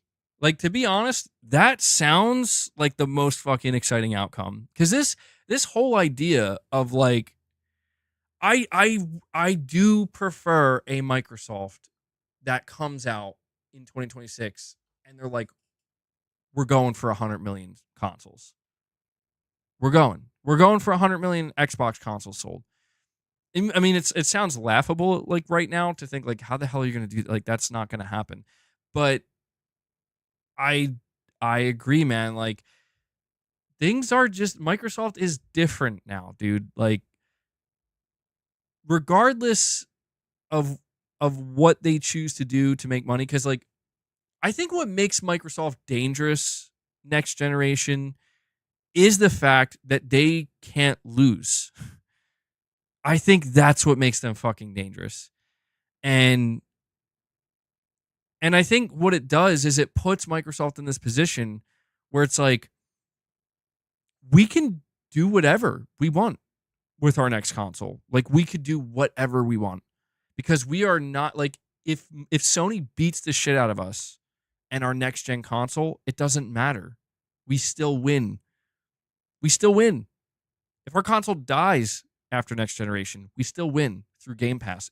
Like I said, if Game Pass dies, we still win through third-party publishing because we own Call of Duty. We own Minecraft. We own The Elder Scrolls 6. You know what I mean? It's like that's I think what makes Microsoft potentially a huge threat. Win business-wise. Like, yeah, you're not going to win. Like, we lost the console race. We lost the subscription war. We lost the platform war. But we win because we're the biggest publisher in the world and we're making more money than anybody. And half of that money being made is coming from PlayStation. And maybe some from Nintendo as well. Like, from a corporate perspective, that's how they win. But obviously, you don't just settle for that, right? Like, if you know that that's the worst case scenario, you still try to avoid the worst case scenario. So yeah, I'm not saying any of this is going to play out this way. For all I know, I could be totally wrong, and like Microsoft is going to, like, who knows? Microsoft in the next 2 months is going to announce Starfield and fucking Gears or whatever. Like, oh yeah, these games are coming to PlayStation, and like if that happens, I don't know what that means. Like, I don't think. Like, if Microsoft brings even more games over and they cross that line of like, oh yeah, here's Gears or here's Halo on PlayStation. If that does happen, like I don't know that comeback ever happens. I just don't know how that comeback would happen. Because it's like who would choose that at this point? You can't revive a dead brand. I don't know. Xbox is not a dead brand. It's just the console is on life support, I think, dude. Like that's and I think what we're trying to figure out here is, are they going to pull the plug or not? Like, I think that's basically what we're looking at. The Xbox console is seemingly on life support. Game Pass is not on life support, but it's not in the healthiest spot either. But we're really just kind of like waiting to see, like, are they really going to, because who knows, man, the Surface team, because like to look at it from the opposite perspective, from like saying maybe it could be far more competitive next generation, and the Surface team is going to lead the Xbox development. I know the PlayStation 6 is going to be going crazy. Like, I know Mark Cerny is going to be going crazy with the PlayStation 6. There's no doubt about that. For all we know, Microsoft might pull they might pull a situation where it's like, oh, you just made a Steam machine. Like, you just did the Steam machine thing. And then it's just like, that's it. Like, that is like Xbox like the Xbox console dies with a whimper of just like, oh, they totally fucked it up. Like, it's over. Like, no one's buying this console, you know? But I do believe that what you're describing here, okay, that does sound more exciting and more enticing to me. This idea of like Microsoft kind of coming out and being like, surprise, motherfuckers, like, we are trying to make a comeback in console, and we're gonna have all the cake, and we're gonna eat all the cake too. And that sounds awesome to me, because that sounds like it would scare the shit out of Sony. And if Sony gets the shit scared out of them, you're gonna see Sony scrambling, not in like a panic way, but like, oh fuck, dude, like we gotta. Do you see what they're doing? Like, we gotta get dead serious right now, man. Like, we gotta get dead serious, and we can't fuck around. We got to slice and dice. That sounds awesome. And Sony is kind of doing that. Like, they're already doing that, but they're slowing down right now. And I think this is part of the reason why they might be slowing down. Don't call it a comeback. Game Pass wouldn't exist if their consoles were selling. Yeah, I will say that's the one thing that makes me think I'm not so sure. Like the fact that they are seemingly still pushing Game Pass more aggressively than they are the series consoles right now. They are also not. I noticed during the Xbox showcase, they refused to use the term exclusive. I'm like, that doesn't help either. Answer me this, MBG. Will Xbox Fire the Amazon stick be able to play GTA 6? If it can't, then there's your answer for future games on Game Pass. Interesting. What will Xbox even call their next gen console? You know what I could see them doing? I could see them just Xbox. I'm telling you, I could absolutely see them doing that. They're just going to be flat out Xbox. There's not going to be anything after it. It's just Xbox. I bet you that's what they're going to do. And New Soul 9, sorry to keep you waiting, man. Got a couple more super chats here, and you're saying, MBG, remember Microsoft became worth $3 trillion by being friends with a company and doing deals with them. They are not going to flip on them. If you look at their history, that never happened. Yeah, I do need to keep in mind, we need to keep in mind when we talk about this, because, see, the whole thing is, we are talking so deeply about Microsoft right now because Microsoft is the one in the most awkward position, but the most unpredictable position, simply because things are still going well with PlayStation. Things still are going well with Nintendo. And therefore, we kind of already know what they're going to do. Like, we know what Sony's going to do. Like, I'm not saying we know everything. Like, Sony could make a couple of decisions that are like, oh, that's different, and that's a little bit surprising. But generally speaking, we know what they're going to do. And we kind of have a general idea of what to expect when it comes to the outcome. Same thing with Nintendo, especially Nintendo. Nintendo is probably the most predictable, truthfully. And I think Microsoft, as of right now, might be the most unpredictable because they have so many different things going on. You know? They have so many different things going on in different areas, and not all of them are working, but like they are the company that is most aggressively trying to shake up the platform space, the console space, and the industry. And I do need to keep in mind, and we need to keep in mind when we have these conversations, that we can't forget who the CEO of Microsoft is. Phil Spencer is not the CEO of Microsoft.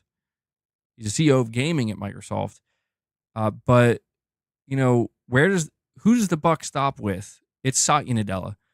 And I think that's where New Soul 9, what you're pointing out here, is interesting because, yeah, dude, like, we have seen how Satya Nadella operates. We've seen it for a while. We've seen it in other areas, other businesses under Microsoft. And to think that the Xbox business would be different, or the trajectory would be different, it's possible, but Satya Nadella is probably the only person I actually believe, truthfully, when it comes to Microsoft, because he's just like, yeah, I hate exclusives. I have no love for that world. If it was up to me, nothing would be exclusive. Like, I believe you. I believe you. Like, Satya Nadella is the epitome of, like, he's not trying to fight. He's trying to just be part of it and make money from it. You know? Like, he doesn't have to have, like, he's okay with Microsoft not having the power necessarily, like all of the power, but just enough to where can we make a good profit and make the shareholders happy? And the answer is yes. It's like, okay. And he's totally cool with that.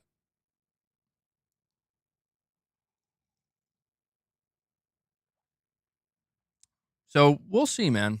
We'll see. I think I really enjoy these conversations about the future of the console, and it's hard not to have these conversations when we are looking at the halfway point of this generation. We're looking at this data, and we're seeing PlayStation's doing very good. Switch is still doing fine. They got a new console right around the corner. Xbox is struggling a lot, and it's just very interesting to try to, like, think about, what does it all mean? What is this all going to lead to? We do have a direct donation from PS Gamer. Thank you for that, buddy. Yeah, again, guys, I'm going to keep saying this every time I get a direct donation. You can donate directly through the pinned comment in the chat. 100% of what you donate goes to the content creator, and you can still leave me a message just like a super chat. PS Gamer says, off topic MBG, we need that Sony, I guess you're trying to say like we need to see Sony handle it soon. I have a Portal, which is a great, oh, okay. Let me try this again. You're saying we need that Sony handheld soon. I have the Portal, which is a great device, but it's limited during yesterday's hurricane in Texas. I almost said Texas. We lost power for a couple of hours. That sucks. A dedicated handheld would be useful, especially for long flights, which I take. Yeah, dude, I'm telling you, for as much as people are enjoying the PlayStation Portal, it's just the beginning. It's just the beginning, dude. Sony is going to bring out a dedicated handheld. I have no doubt about that. I'm not saying it's going to happen this year or next year, but they're definitely working on it, man. And we will see it. Tax ass, yeah, tax ass. PS Gamer was playing his Portal in Texas when the hurricane came. Yeah, I don't know what I'm saying, but Lore Cannon, you think my viewpoint is very off? Well, Lore Cannon, what do you think? I'm always interested to see what other people think when it comes to this stuff. But PS Gamer, it's happening, man. They're gonna have a dedicated handheld. Oh, you're saying not mine? Okay, my bad. I do that sometimes. I read what people say randomly, and I think they're talking to me, but they're actually talking to somebody else in the chat. By the way, guys, do me a big favor. We still have over 300 people here hanging out, watching the stream. Hit the like button for me. We're at 180 likes. I want to see if we can get that to 225. I want to see a big push, all right? It really helps the streams. Every time we get more likes on the stream, it's notifying YouTube's algorithm saying we want to put the stream out in front of new people that will potentially enjoy the stream and enjoy this content. So let's see if we can get that up to 225. I think we can do it. I think we could do it. Look at that. We're already at 184. We could definitely do it. And okay with another super chat says he may not like exclusives, but he loves competition. See what you did there, okay? I see what you did there. That's true. That's true. Yeah, maybe Satya's the one, bro. He's got me completely fooled. He's like the evil genius. Satya Nadella does look like he would be the evil genius, though, doesn't he? Like, he just has that kind of look. Like, he seems like a really nice guy. But, I don't know, when it comes to these CEOs and corporate executives, it's a whole nother world, man. It's a whole nother world. I have never existed in that world, but I do know that it's a whole nother world.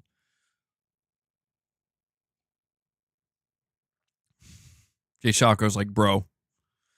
But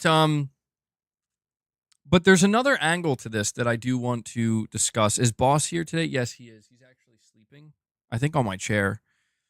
He ate all his snacks, and I think he actually left a couple snacks behind. I think he's nice and full, and now he's going to sleep. The world is driven by greed. Yeah.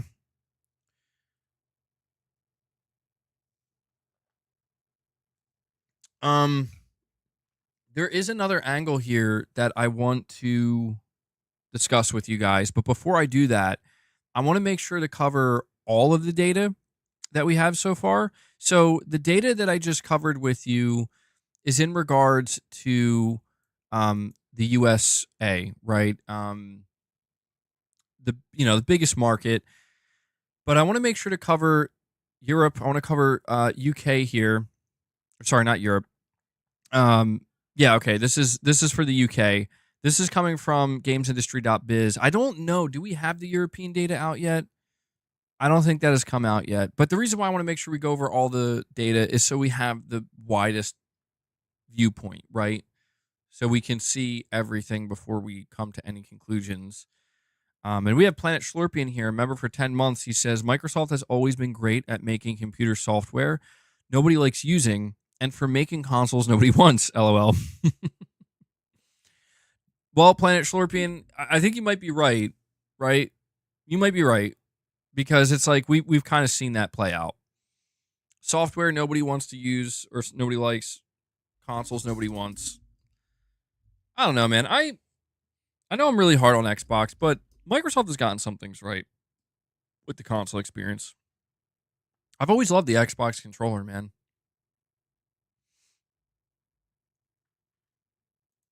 But this is from gamesindustry.biz. 2.53 million consoles and PC games were sold in June in the UK, which is a drop of nearly 14% over the year before, GSD data reveals. June 2023 was particularly busy with the launch of Diablo 4, Final Fantasy 15, F1 23, and Street Fighter 6, whereas June 2024 has been significantly quieter. EA Sports FC 24 tops the charts. It's a strong June performance for EA's football game, which has no doubt benefited from the European Championship competition that is taking place in Germany right now. The biggest selling new game in June this year was F1 24, which comes in at number 3 on the podium. It's somewhat disappointing launch for the EA Racer, with the opening 5 weeks on the market down 44% compared to launch of F1 23. Elden Ring rises 19 places in the charts, with sales up 467% month on month. The From Software and Bandai Namco game received the expensive new DLC Shadow of the Erdtree towards the end of the month, which has provided a significant boost to the base game. Elsewhere, coming in at number 14 is Luigi's Mansion HD from Nintendo. The game may have made the top 10, but Nintendo doesn't share digital data with the charts, so its position is based on physical game sales alone. The game was only just released right at the end of the month. It continues by saying sales of consoles dipped slightly in June, down 9% over the same period in 2023, with just under 99,000 games consoles sold. All three platforms saw a slight decline, with PS5 still comfortably the market leader, selling more than the other two platforms combined.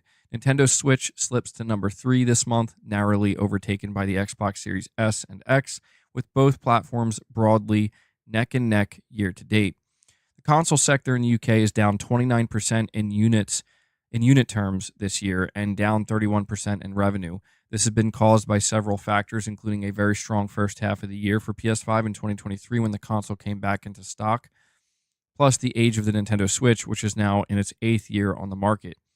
Meanwhile, in accessories, 655,000 of these products were sold via UK retail last month. This is a jump of 16% over the same period in 2023. This was driven by some strong promotions on the PS5 DualSense, with the entire top 4 made up of the DualSense. Midnight Black number 1, White at number 2, Cosmic Red at 3, and Starlight Blue at 4. The controller's average selling price was £10 lower in June compared with May. And so, yeah, not a very exciting picture.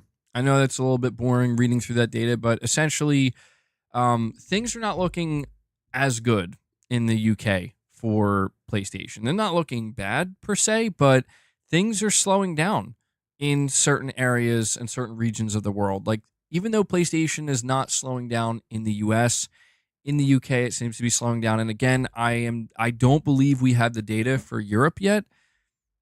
If somebody has the data for Europe, please refer me to it, because I haven't come across it. And that'll be really interesting to see, because, you know, this is where, when we are trying to truly evaluate from a more objective standpoint, like, what is going on with PlayStation, with this gaming brand that Sony owns. Are they actually doing well? Are they doing better than expected? Are they struggling? Are they slowly starting to decline? It seems to me like we are just at that point where, if Sony doesn't start doing a little bit more in terms of, like, kind of laying out reasons why people should be excited for 2025, 2026, and essentially the remainder of this generation. Whoa. Hold on, guys.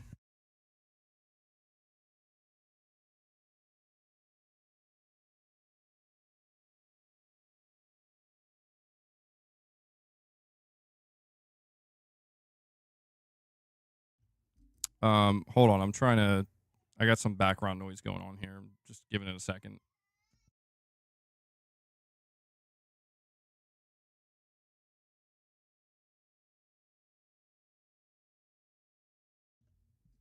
Okay, we should be good now.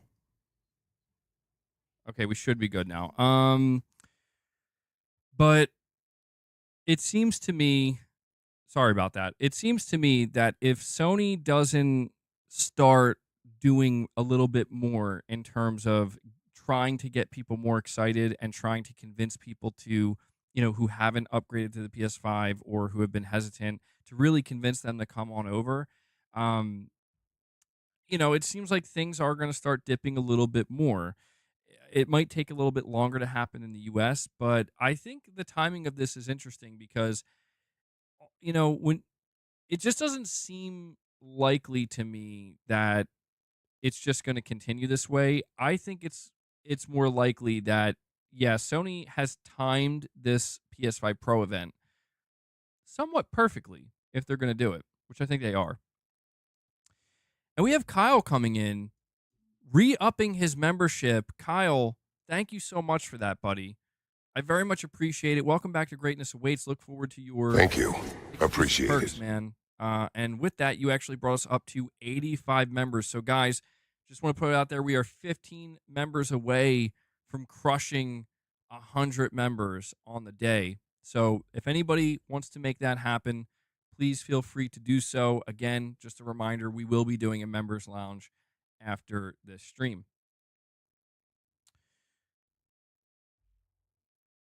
You're saying the only reason this is the case is possibly due to the PS5 Pro. Well, that's why I'm saying, where it's like Sony had a really good 2020. They had a phenomenal 2021. They had a phenomenal 2022. 2023 was also very, very strong. 2024 is, has been pretty good to them so far. But now this is like the first time we're starting to see, at least in the UK and maybe in Europe. I have to wait to see the data for Europe. But, we're starting to see it slip a little bit. And so this, September's coming up, man. September's still summer, by the way. I think summer ends like September 22nd or something like that. Oh, actually, you're saying according to VG charts, PS5 sold 300K in May, 813K for the month in Europe. Okay. Yeah, VG charts I'm a little bit hesitant with. They seem to be, sometimes they're like the only source we have, but they're a little bit inaccurate. The Switch was 592K. Xbox was 233K. Okay.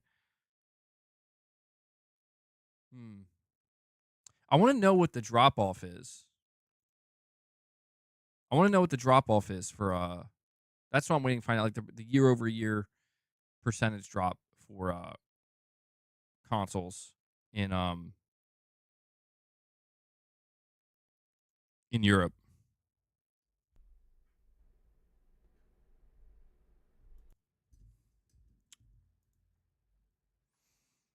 We have PS Gamer here with a direct donation once again. Thank you for that, buddy. You're saying UK needs FIFA to be not releasing on PS4 to get more people from the UK to jump onto PS5. Oh, you know what? Yeah, that could be a factor. I think GTA 5 is going to do it. Or, sorry, GTA 6. And we have a PlayStation Pete here with a $5 chat. PlayStation Pete says, if you had the money and was a big fan of Kiss, would you pay $2,000 for 4 Kiss dolls, or would you say no because they're old and retired? I'm not really a fan of Kiss. I don't have a problem with them necessarily. I've just never got into them as a band. But you're saying if I was a big fan, I don't know, man. $2,000 is a lot. That's a lot of money, dude. Like, when I do think about some of my favorite bands, like Guns N' Roses, I love Guns N' Roses, Soundgarden, would I pay $2,000? You're saying for dolls? Probably not, dude. Like, just speaking for me, PlayStation P, I'm going to say probably not on that one. I'd have to pass. 2K is too much. Yeah, very random, but 2K is too much. Yeah, I love Slash. He's awesome. 2K is too much. I couldn't justify it. If I was like really wealthy, like really, really wealthy, and like money really wasn't a problem, maybe I would. If it like wouldn't hurt me at all, maybe I would.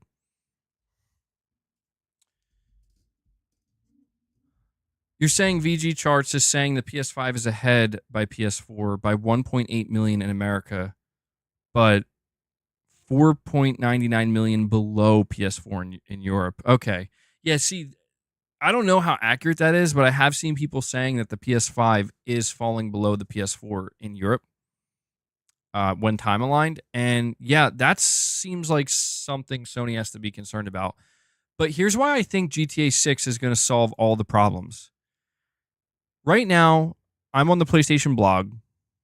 PlayStation Store, June 2024's top downloads. Do you know what the top PS5 game downloads in both in US, Canada, and Europe? So Europe included. What game was the most downloaded title for the month of June in the year 2024? Grand Theft Auto 5. Grand Theft Auto 5 in Europe, in US, and in Canada. So, dude, that's insane. It's going to be GTA 6 that does it, dude. It's going to be. Look at this. How is GTA 5 like still the top most downloaded game across all these territories? GTA 6 could be coming out in 2026. It could be delayed. It's possible. I think as long as it comes out before the PlayStation 6 launches.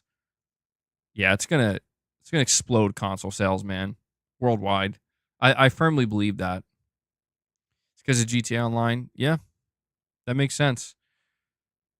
Imagine if GTA 6 didn't exist. Oh yeah, we'd have a problem. I think the industry would have a problem on its hands. The big summer update. True.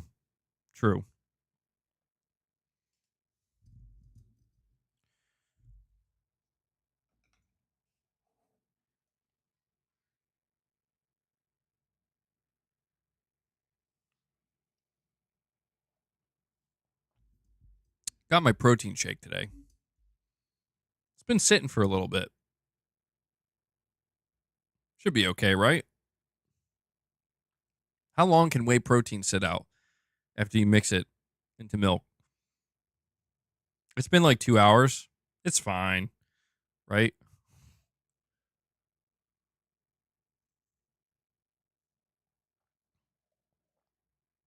$10? What?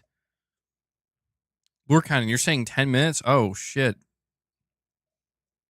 I gotta look this up now.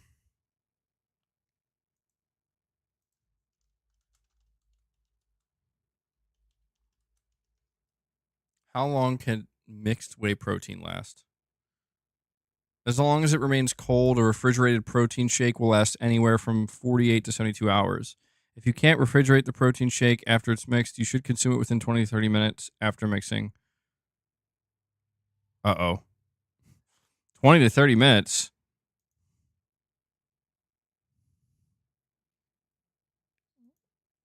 Damn.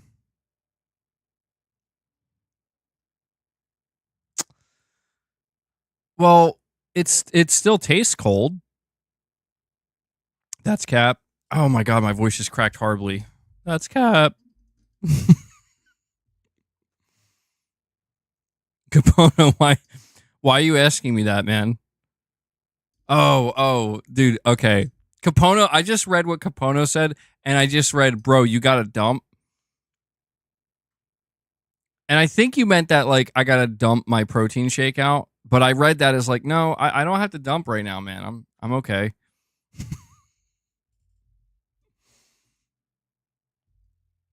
A lot of bad things taste cold, LOL. Well, I mean, look, when I made the protein shake, it was in cold milk. and I'm drinking it. It's been sitting out for about 2 hours. I'm drinking it. It's still it still tastes cold.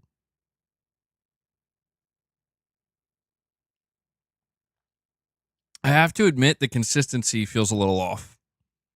It tastes fine. The consistency is a little off. It's got this kind of like, I don't even know how to describe it.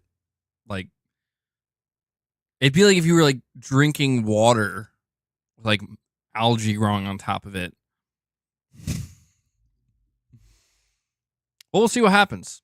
Yeah, we'll find out, Gavin. We'll find out together. Is it vanilla? It is. Yeah. It's a vanilla protein shake. 25 grams of whey protein. Isolate loaded whey protein. Gonna have to clear a path to the bathroom. Yeah, if I just like have to leave the stream, you'll know why.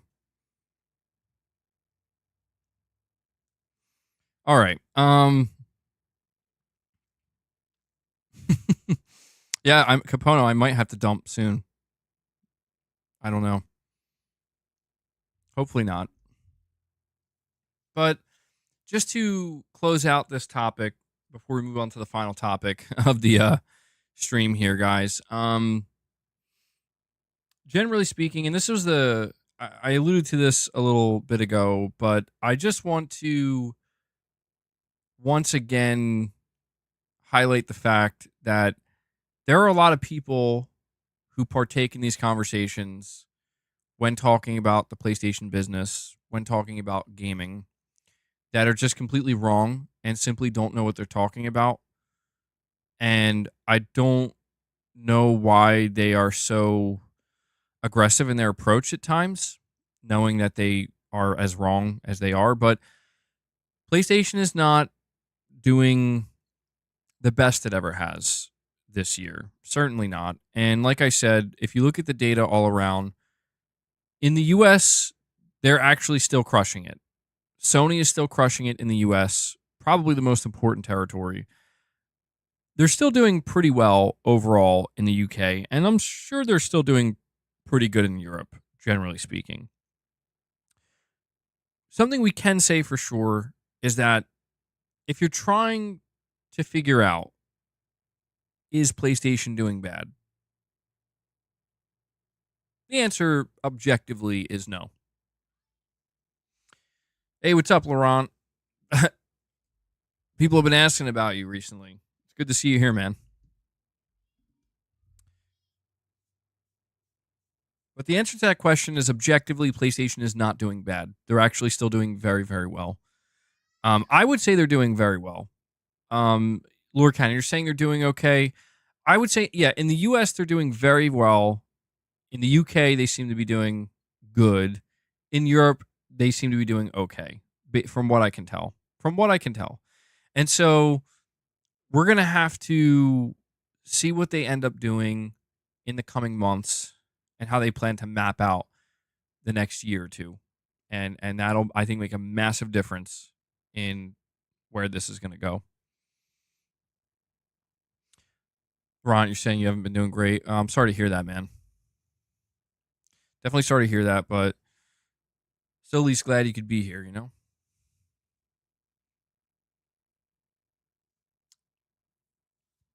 So we'll continue to monitor this. How is it doing in Asia? I'm assuming it's not doing all too well in Asia, or at least in Japan. I haven't heard anything about PlayStation in Japan, except for TGS. I mean, like sales-wise, I haven't heard anything.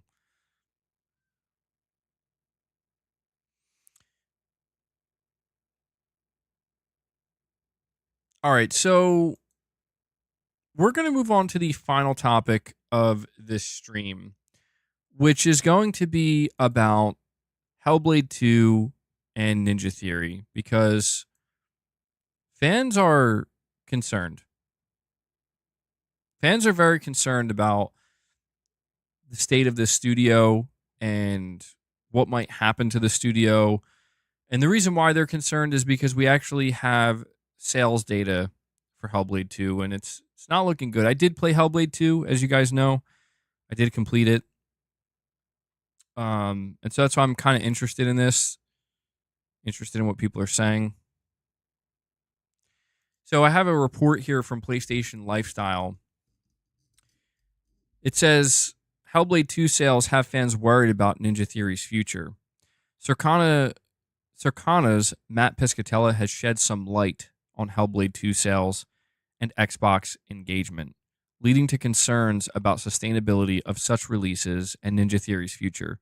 In terms of full US dollar game sales, physical and digital, Hellblade 2 ranked 37th overall in May. On Xbox consoles specifically, it ranked 21st. When asked how Hellblade 2 fared as a Game Pass launch, Matt Piscatella revealed that the game ranked 12th in terms of player engagement on Xbox for the month of May, beaten by 2018's Fallout 76 at number 11. Hellblade 2 was slightly held back by a lack of a physical release, but we're not sure that would have made a huge difference. Hellblade 2 had been in development for a long time, and given that Ninja Theory doesn't have much else to bank on, fans are worried that it'll get the same treatment that Hi-Fi Rush studio Tango Gameworks did. Despite Microsoft being happy with Hi-Fi Rush's performance, Tango was shut down, with Xbox boss Phil Spencer saying that hard decisions have to be made. Says Microsoft has reportedly greenlit Ninja Theory's next game, so the studio might be safe for now.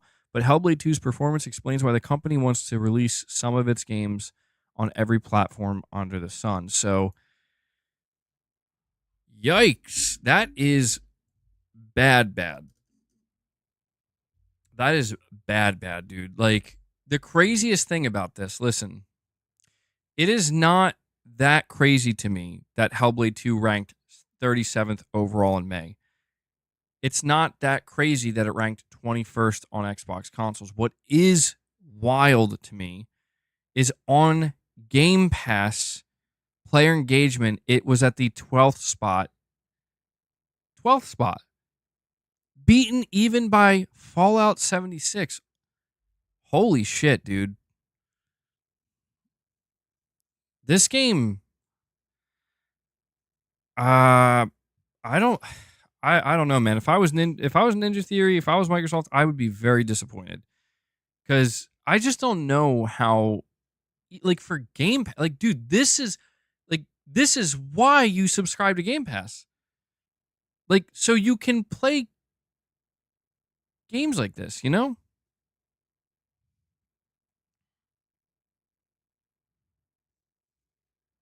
Like, this is why you subscribe to Game Pass for games like Hellblade 2, and you know, they drop in there and you're like, oh, cool. And people weren't even interested in downloading it and playing it that way, seemingly.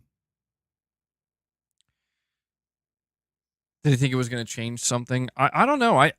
Well, it's interesting when we talk about Hellblade 2, right? Because Hellblade 2 was the first game revealed. Well, actually, it was like the first next-gen game, I think, revealed alongside the Series X. Had that trailer. Bill Spencer made kind of a big deal about it. I was like, damn, this is kind of cool. And then it took like 4 years for it to come out. And yeah, I would have thought Hellblade 2 would have done a lot more.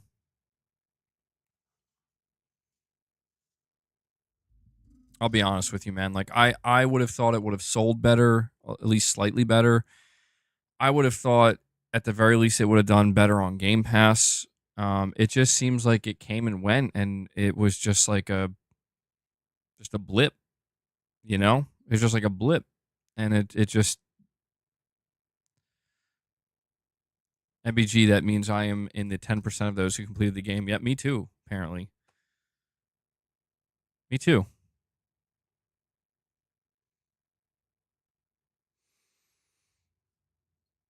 They didn't market the game. Yeah, they really didn't market it too well. I wonder if I almost get the feeling that Microsoft kind of, I don't want to say they gave up on it, but they just maybe realized somewhere along the way, like, oh, yeah, this isn't going to do it. Like, this isn't going to really help Game Pass that much. This isn't going to be the game.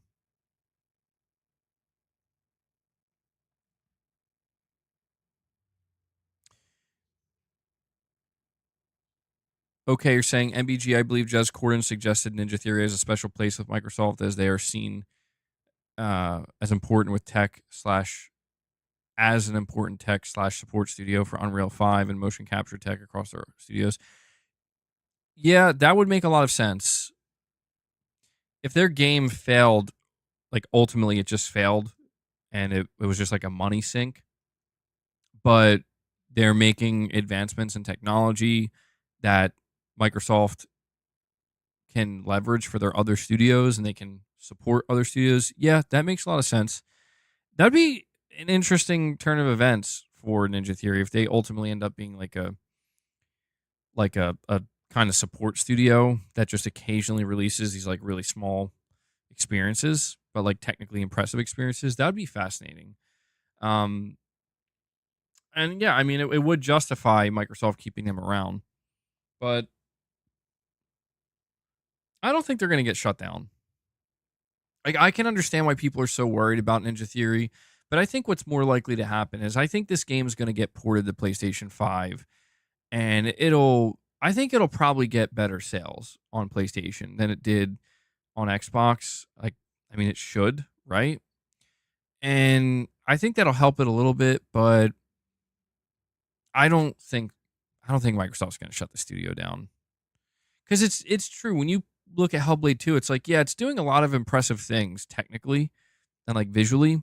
And if I was Microsoft, I would think like these guys maybe aren't making the most engaging video games, or maybe Hellblade 2 was kind of a flop, but I would think, they certainly know what they're doing with graphical fidelity, with like we're saying, Unreal Engine 5. And so I could see how Microsoft would look at that as like, that's what's weird though, is Microsoft still shut down.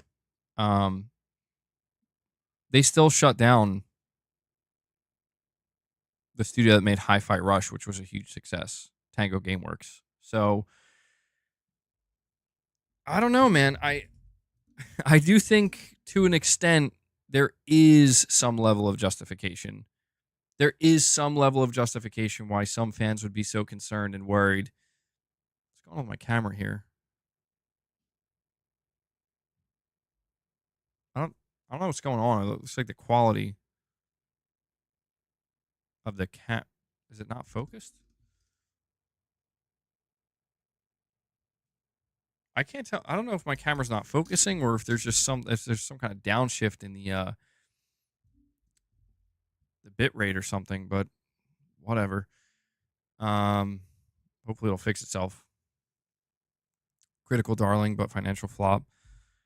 Yeah, I think there is a little bit of justification as to why people are so nervous, because we did just see that happen to Tango Gameworks. And we can't ignore the fact that Hi-Fi Rush was a success for them, apparently. They said it, Microsoft said it themselves. It had a lot of fanfare. I think it did a lot of heavy lifting for Xbox, and they still shut it down.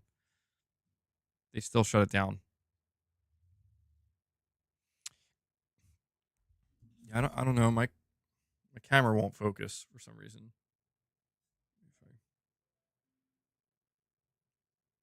Oh wait, there we go. Fixed it. You loved both Hellblades. Well, we're gonna find out.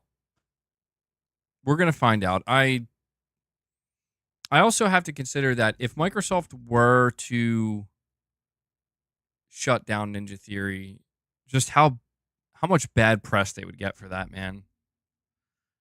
Like, Microsoft got a lot of shit for shutting down Tango Gameworks. And so, I mean, look, I think if Ninja Theory were to get shut down, if that were to happen, which again, I don't think it will, they're at least going to see how it performs on PlayStation. They're going to at least release the game on PlayStation and find out, like, is there more of an audience on PlayStation? Can we recoup some of the cost? Can we recoup a significant amount of the cost? It seems like one of the reasons why Tango Gameworks was shut down. I think the timing of it's fascinating where like they did release Hi-Fi Rush on PS5 and I don't think it did very well. Yeah, it's a shame too, actually. You're saying Ghostwire Tokyo did pretty well. Sold like 1.5 million across all platforms. Ghostwire Tokyo was a very good game. Like it wasn't like amazing, but I enjoyed it. I thought it was good. Is there a members lounge today? There is going to be a members lounge today. Yeah. After the stream, we will be doing a members lounge. Yeah, Ghostwire Tokyo wasn't like amazing or anything. It was okay. It was pretty good. Like I enjoyed it. It was an enjoyable experience. It was better than I expected. I had pretty low expectations for it, but it was better than I expected.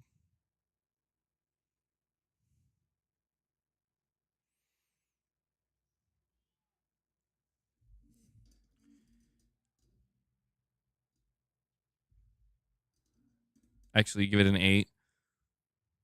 Yeah, I got the platinum for it. Getting the platinum for Ghostwire was a complete collectathon, for sure. Fred, you're saying MBG, let's say they do not shut them down. How many will play another installment from Ninja Theory for a visually stunning game?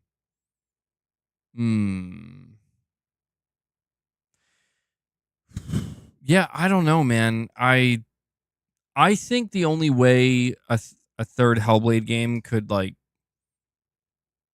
do better than Hellblade 2, like for me, it has to have more gameplay, like flat out. Like it has to be more gameplay driven, because the problem with Hellblade 2 is that Hellblade 2 is not completely a walking simulator, but most of it is literally a walking simulator. I know people throw that term around pretty loosely these days, but like, no, literally most of what you're doing in Hellblade 2 is you are just walking from point A to point B with, a couple of random things happening in between. It's just the problem to me is like the moments of gameplay are too far and few in between. And a lot of it is just, it's like the combat, it's not that it's even bad. It's just, it's too simple. It's too, dare I say, it's overly cinematic, man. As crazy as that sounds, where it's like you're only ever fighting one enemy at a time. It's very closed in. It just feels like the game is maybe like it feels like the gameplay is almost being held back by the technical the technical aspect from a graphical fidelity perspective. Like they just can't do more than what they're showing you on screen, or they'll have to like lower the graphical fidelity or something. And that's I think if they're going to try to make something like Hellblade 3 make it more successful, I really think that obviously continue to lean in very heavily with the narrative and the story, and make it very character driven. I think that's the greatest strength of Hellblade 2, but there's got to be more substance from a gameplay perspective. Like there has to be. You can't just have a couple of like fights, and the boss battles too were a little underwhelming. And Laurent comes in and drops another 5-bomb for you guys. Laurent, thank you so much, my friend. That's very, very kind of you, bro. Yeah, I was seeing how you got some of your own struggles going on, man, and the fact you're still out here giving, and supporting this community. That's amazing to see. So Laurent, dude, thank you so much. Let's see.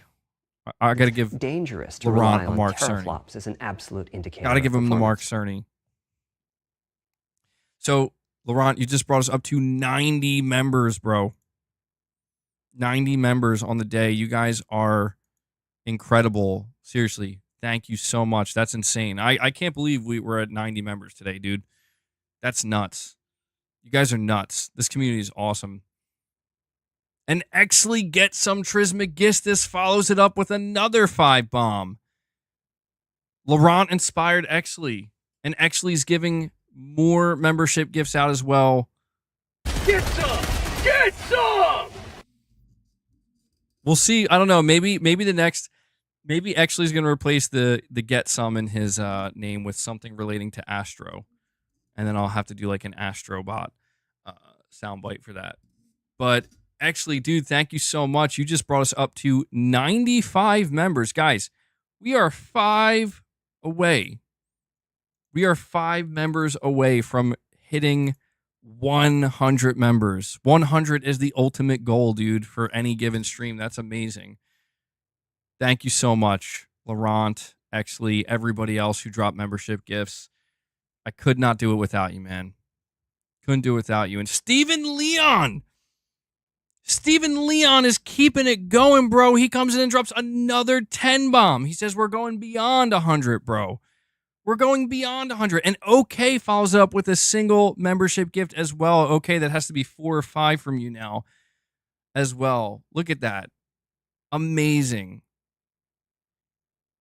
Full-blown member train, dude. I got to get the train whistle again, or the train horn or whatever.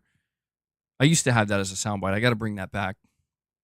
But that's awesome, dude. We crushed 100 members. We are now sitting at 106 members.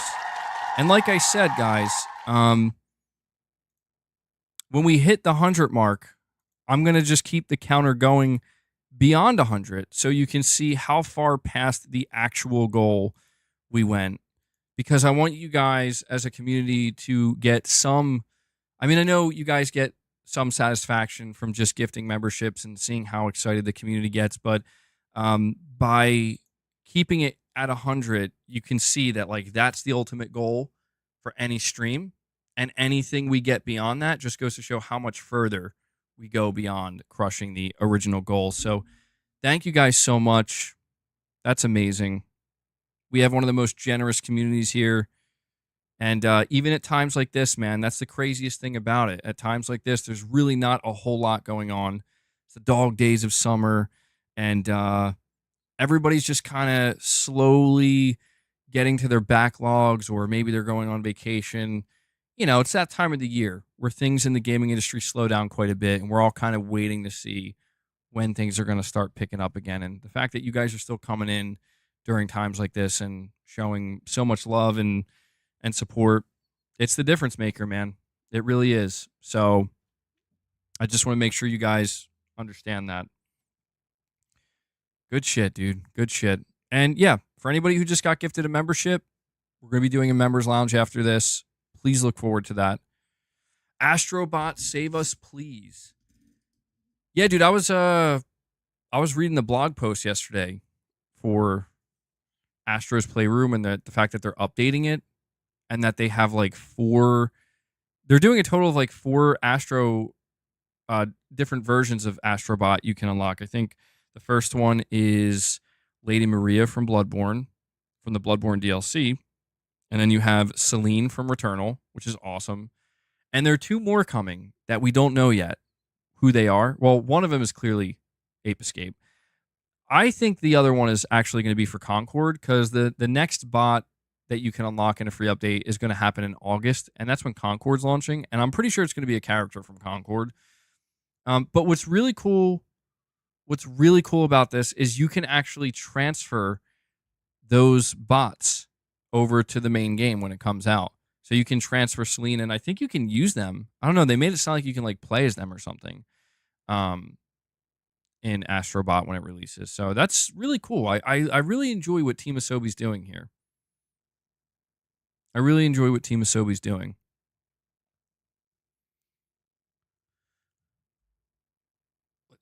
Let's see. Laurent says, love you guys. We love you too, man. Yeah, I appreciate, listen, I get these comments sometimes, you know, and I get it, where sometimes people are like, oh, your chat is so toxic and community's toxic. I'm like, look, man, I get it. Like when we're talking about competition and shit and gaming, like, yeah, you know, people have strong opinions and people disagree on stuff sometimes. It doesn't just make it toxic automatically. You know, there is some console warring going on sometimes. But I think, you know, people who say that, I think that they're like completely ignoring like a whole different aspect of the community that absolutely exists here that is the opposite of toxic. You know, it's actually really cool, and I appreciate it. You know, and I know a lot of you guys appreciate it. So, Team Asobi should make a new Ape Escape. I don't know, man. I think Astrobot's going to do well, and I think Astrobot is going to essentially, like, I think it's going to do so well that Team Asobi is going to probably be making Astrobot games for a while, which I don't think is a bad thing. You know what's weird too? I haven't noticed this on my channel. I've noticed this on Twitter. There's kind of like this there's this kind of mentality that like Astrobot's like a kid's game or whatever. I'm like, oh, come on, man. Like, you don't have to be a kid to enjoy a solid 3D platformer. Lone Wolf Gamer is saying, MBG, it's just ridiculous that some people still want to clip and troll you on X. Nothing better to do, I guess. Yeah, they keep tuning in, man. And, you know, it's like I say, it is what it is. People are going to do that. You know, everybody has their own agenda to an extent. And the thing that I've noticed, I used to get like a little bit worked up about it a while ago because I always thought that it was kind of unfair. And what I mean is that I never understood, or I just didn't think it was fair that people who were doing that, they were like cherry picking certain clips that they knew would get people riled up and paint me in a bad light. And they would never like clip other stuff where I, like, for example, if I can't think of anything specific off the top of my head, but I know it's happened many times where I see a clip where I'm like saying something about Xbox or Microsoft, whether it be my opinion on them or I'm being critical of them, and people will like clip that and try to make it seem like, oh, dude, you just hate Xbox, like you're just such a fanboy, but they like literally have never once clipped me saying good things about Xbox, even though I said many good things. You know, they won't do it. Like they won't do it because they know that if they do, they're showing people that I guess follow them that it turns out MBG actually has a lot more to say than just something critical of Xbox. He actually has good things to say, and it would make people realize that the way in which they see me, like through that lens, like, oh yeah, he's just that radical fanboy. Suddenly it would pop that bubble. It's like, oh, he actually is giving credit where it's due. Oh, he actually did say something good about Xbox. Oh, he did play an Xbox game and he liked it. Oh, yeah, you'll never see that stuff. And listen, I don't care to, because I thought about it as well, and I've talked to you guys about it, like, I don't care to try to do that myself because it's like, it's whatever, man. Like, I look at it as if you know. People who are here that thoroughly listen to what I have to say, that know who I am, or have some, you know, a good idea of who I am. They they realize that I'm just like everybody, like anybody else. I have my own opinions on stuff, and sometimes you're going to disagree with them. Sometimes you're going to agree with them. Sometimes I'm going to say things that you're like, that's whack, MBG. But other times I'm going to say things that are like, actually, I agree with that. That's normal. I'm like that with my own friends. You know, like that's just normal human behavior. That's normal human socialization. And we have 223 Gaming. He's keeping it going, man. Not only does he re-up his membership, but he actually re-ups it to Play Has No Limit, so he wants to support at a higher tier. So 223 Gaming, dude, shout out to you. Thank you so much for that, bud. Appreciate it. You brought us up to 107 members. Thank you. Thank you so much for all the support. And that's another reason why I don't really care about this type of stuff anymore either. You know, and I'm only mentioning it now because I think we're going to be bringing the stream to a close in the next 10 or 15 minutes or so and move over to the members lounge. But really, it's just like, I don't care to spend much of my time focusing on people who are trying to cause chaos or gaslight or just argue for the sake of arguing, for the sake of content, for the sake of attention or whatever it might be. Because it's like, dude, I have people here that like they do like my channel. They do like my content. They do like this community. And a lot of you guys, as you can clearly see, support.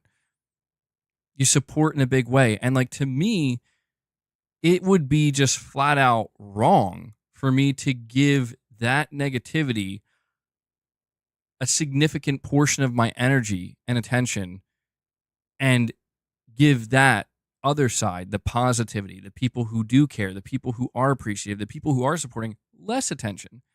You know what I'm saying? Like that doesn't make any sense to me because it's like that just, it's not even that it doesn't make sense. It just feels like morally wrong, you know? Like the people who are here supporting and being kind and engaging in conversation and listening to what I have to say and being supportive of me and the community, like they deserve my attention. They deserve it, not people who are just trying to, again, do damage. They deserve the opposite. They deserve nothing. And they will get nothing, maybe except for this. But we have OK saying, just fun, interesting combos, great for the beach. Well, I'm glad you're enjoying it, OK. Yeah, I'm trying my best to keep the conversation flowing. Like I said, there's not a whole lot going on right now, and I know that maybe we're kind of touching on topics that we've discussed quite a few times over, but it's still interesting to me. I think it's still interesting to some of you as well. But I have no doubt that as we approach the second half of the summer, you know, mainly in August, although who knows, that it is still just the beginning of July. There are certainly things that can happen in July. Things have happened in July, but I think, you know, going into the rest of this month, going into August, and especially going into September, you know, there's still a lot left, a lot of ground left to cover this summer, and I think that there's going to be a lot more going on. I think we're just in that kind of low tide, you know, calm before the storm, so to speak.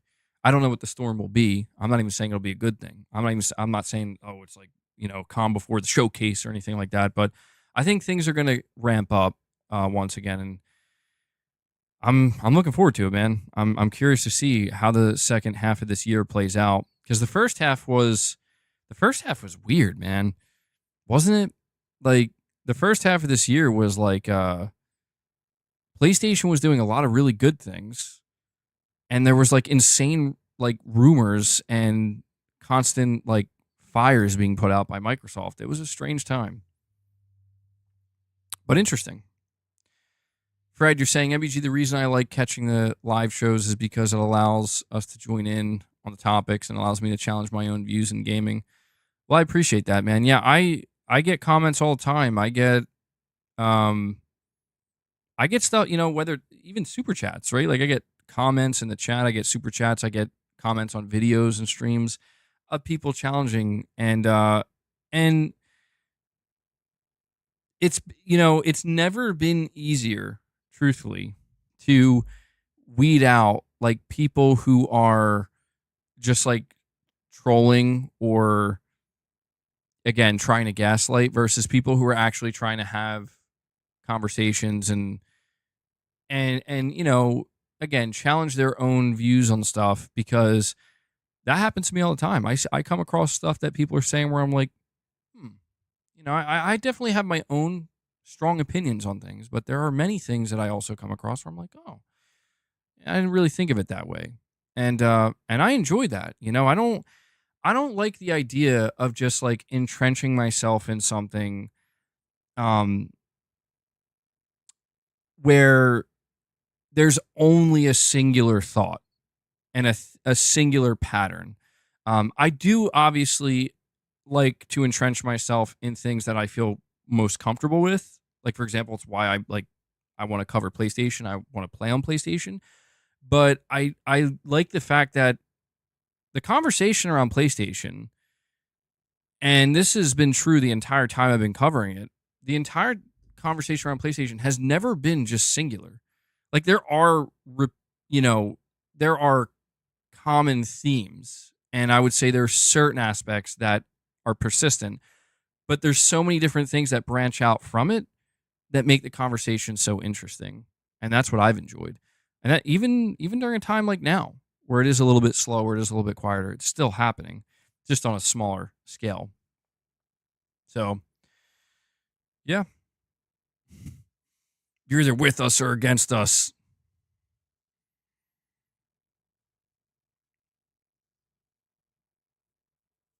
They're saying we def get some grifters in here, but generally this community is great. Yeah, dude, you know what? The whole idea of grifting these days, I don't even know what to make of it. You know? Like, I feel like we've reached a point where people are damn near just celebrating the grift, you know? Where it's like, if you have the opportunity to just hop on a bandwagon and make a lot of money or find some kind of success, yeah, you're hopping on the bandwagon. Yeah, you're chasing a trend. But people are going to get theirs, man. And, you know, I'm not really too big on that.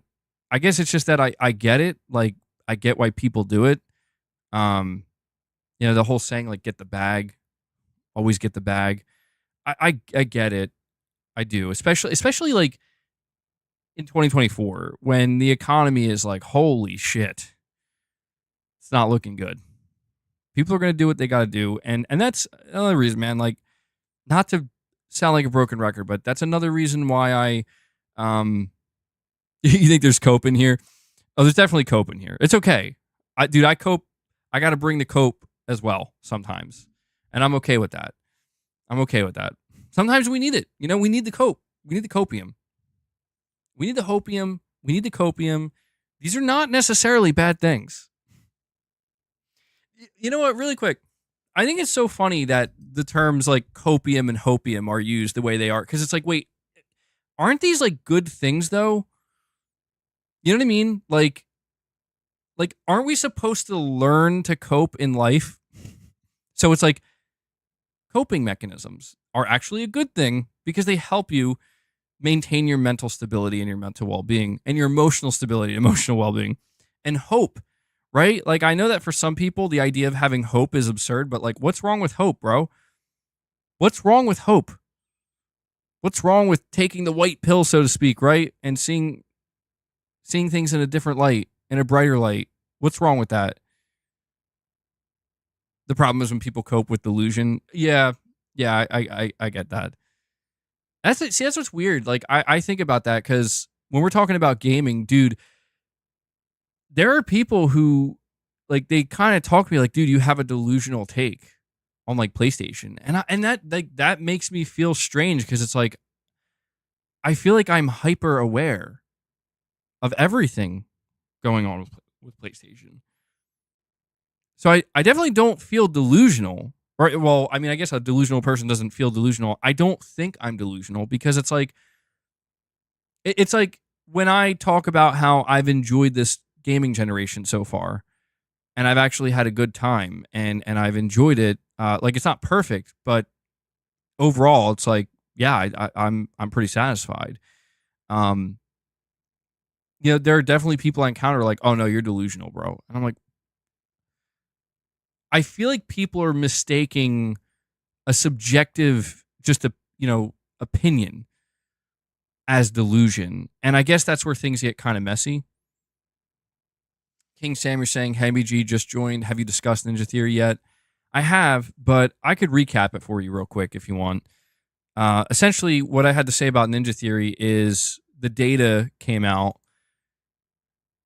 Hellblade 2 ranked 37th overall in the month of May, which is not good. It ranked 21st on Xbox console specifically, but more surprisingly, on Game Pass, Hellblade 2 only ranked 12th, number 12 in terms of player engagement, and was actually beaten by Fallout 76, which was at the number 11 spot.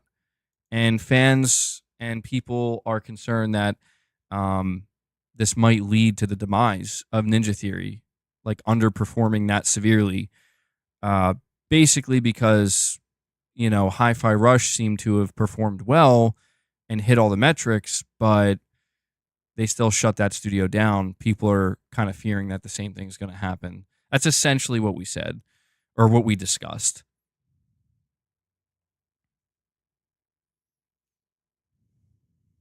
It didn't make the top 100 in Europe. Oof. I didn't know that. MBG, if people focus on the first party games, they can miss other great games in the market. Yeah, I agree with that. I agree with that. Hellblade 2 was released on May 21st, so only 1 week of data. Yeah, that's true, but the problem with that is I don't think it's going to get any better than that. You know, these games when they launch, they have their biggest boom within the first couple days, certainly the first week. So, you know, I don't suspect that when we look at the data for June, like, and I'm not trying to be cynical about it, I'm just trying to be realistic about it, that I don't think you're going to see like, oh, Hellblade moved up the charts. Hellblade had more engagement in the month of June than May. I don't think so, because I'll be honest with you, man. Like, dude, by the time we got to June, no one was talking about Hellblade. No one. Like, it came and went, man.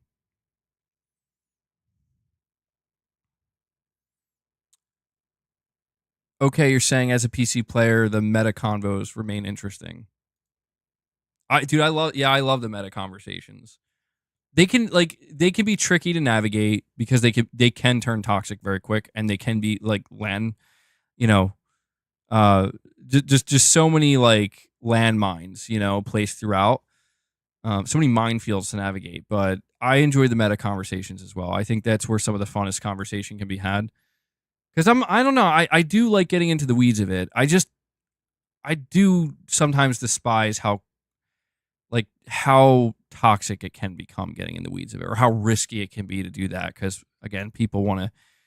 The deeper you go into the conversation, the more convicted you'll find that, like, or the more convicted people are that you're engaging with. Sometimes is what you'll find.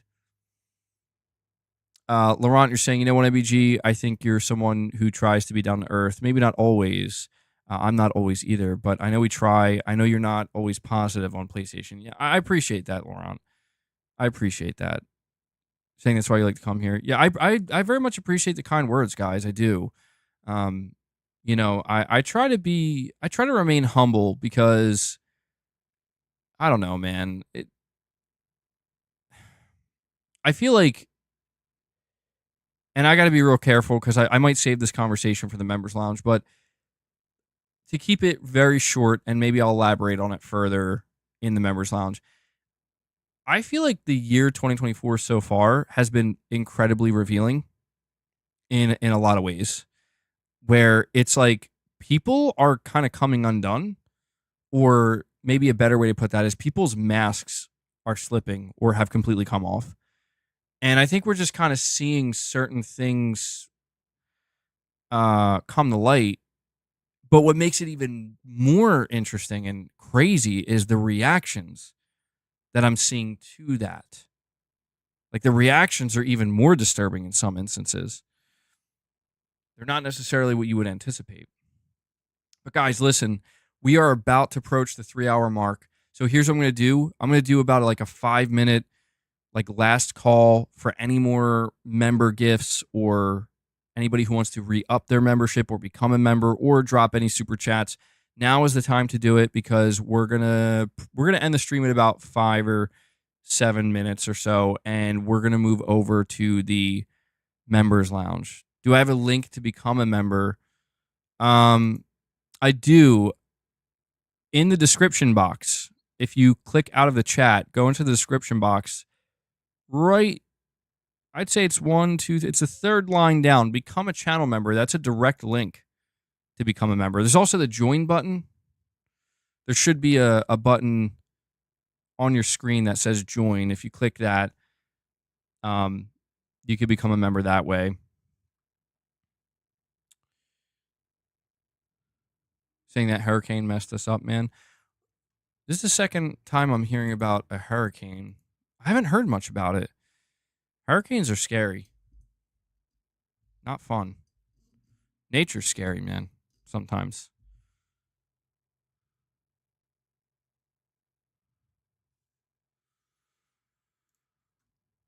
Let me see something here real quick.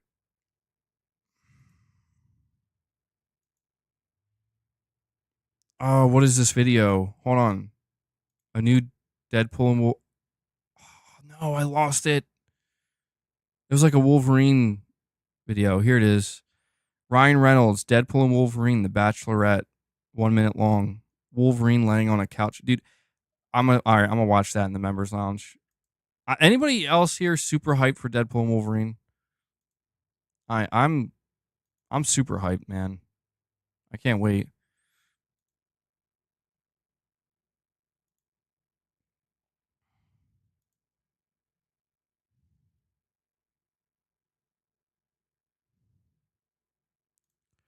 All right, guys, I'm going to put a link in the chat, by the way. This link is so you can become a channel member. Just to make it easy for anybody who maybe doesn't know. That link will refer you to become a channel member. Fred, you're going to see Deadpool and Wolverine? Yeah, I'm excited, man. I really am. I haven't been this excited for a movie in quite some time, truthfully. And we have Dumpy Koala. Love the name. Dumpy Koala does it. Becomes a channel member. Welcome to Greatness Awaits, Dumpy Koala. I hope you enjoy your members, man, or your member perks. I hope you enjoy the members, too. But I hope you'll join us in the members lounge. So thank you so much for that. You just brought us up to 108 members on the day. So huge numbers today, guys. Huge numbers today. You're saying you just joined for some reason it wasn't showing up right on mobile iOS. Yeah, it seems like with the membership stuff, it's not as well integrated with Apple and iOS devices. A lot of people come in, on their iPhones and they want to like become a member or gift memberships, and if you're using the YouTube app on iOS, it sometimes limits it or just doesn't allow it at all. A lot of times, people find a workaround, and this is just for anybody who's curious. If you download Google Chrome, you don't have to, of course. It's just an option. If you download Google Chrome on your iOS device and you log into YouTube that way, it should let you kind of, gift memberships and whatnot. You're saying sometimes it's there, sometimes it isn't. Yeah, that's really weird. But not the first time I'm hearing of this. Not the first time I'm hearing of this. All right, so we're at the 3 hour and 3 minute mark. This will be a good place to end it. Oh, you know what? Actually, hold on. I forgot. I got to give you guys some reps. It's been too long. Not going to go nuts. I only got, 15-pound dumbbells here. But we're going to play some Metal Gear music, and we're going to get some reps in. And then we're going to move on to the members lounge. You're saying do reverse curls. It's funny you say that. I did that earlier. I had a workout earlier. I was doing 75-pound reverse curls with an easy bar. Haven't done them in a long time. I'm expecting to feel pretty sore tomorrow. So, all right. Let me make sure this is still working. Here we go.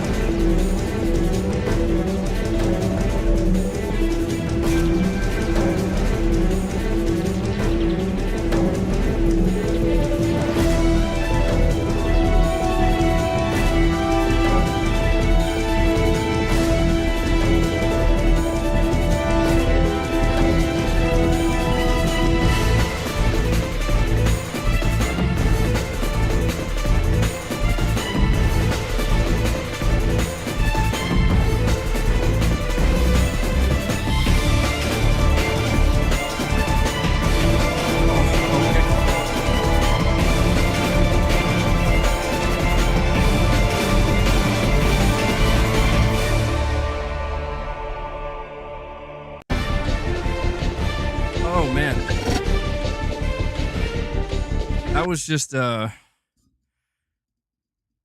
yeah, that's not totally the failure, but pretty close, dude. It's a lot of rapid, lightweight, quick reps, lactic acid buildup. Ooh. Gotta wear a bandana when you work out listening to Metal Gear. Oh, hold on.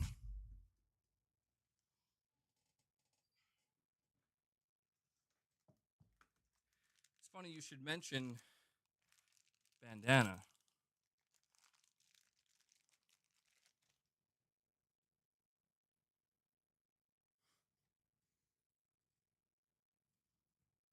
I got it, bro. Let's go. Wait. I got it. I got you covered. Dude, you guys just sitting there right now and be like, did he just straight up pull out a bandana and open it on stream and just wear it on top of his hat? You're damn right I did.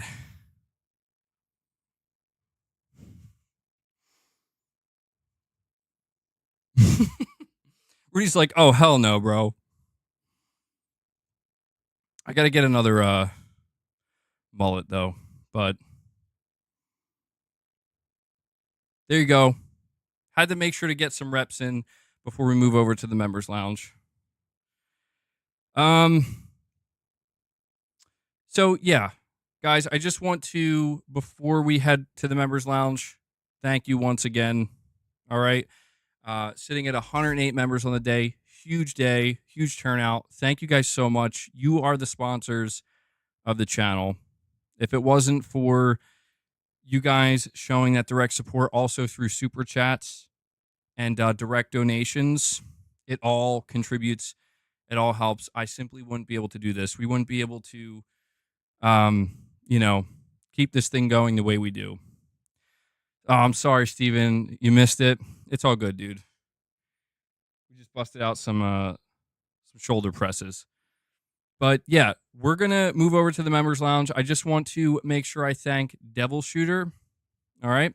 Devil Shooter does the timestamps for the streams. He does an amazing job. If you guys see him in the chat or in the comments, give him some thanks. Show him some love. He does great work for this community, and I know he really appreciates it. So, Devil Shooter, thank you so much, buddy. And yeah, so listen, to all of my channel members, I'm going to be setting up a members lounge. That's going to go live in the next 5 or so minutes, 5 or 10 minutes, 10 minutes max. But it's going to go live. We're going to do philosophy. Oh, who knows, dude? Who knows what we're going to do? And I'll see all of my channel members over there. If you're not going to be able to join the members lounge, then I will catch you in the next proper stream. So, all right, enjoy the rest of your day. Members, I'll see you in a couple minutes. And that does it. So until next time, guys, take care.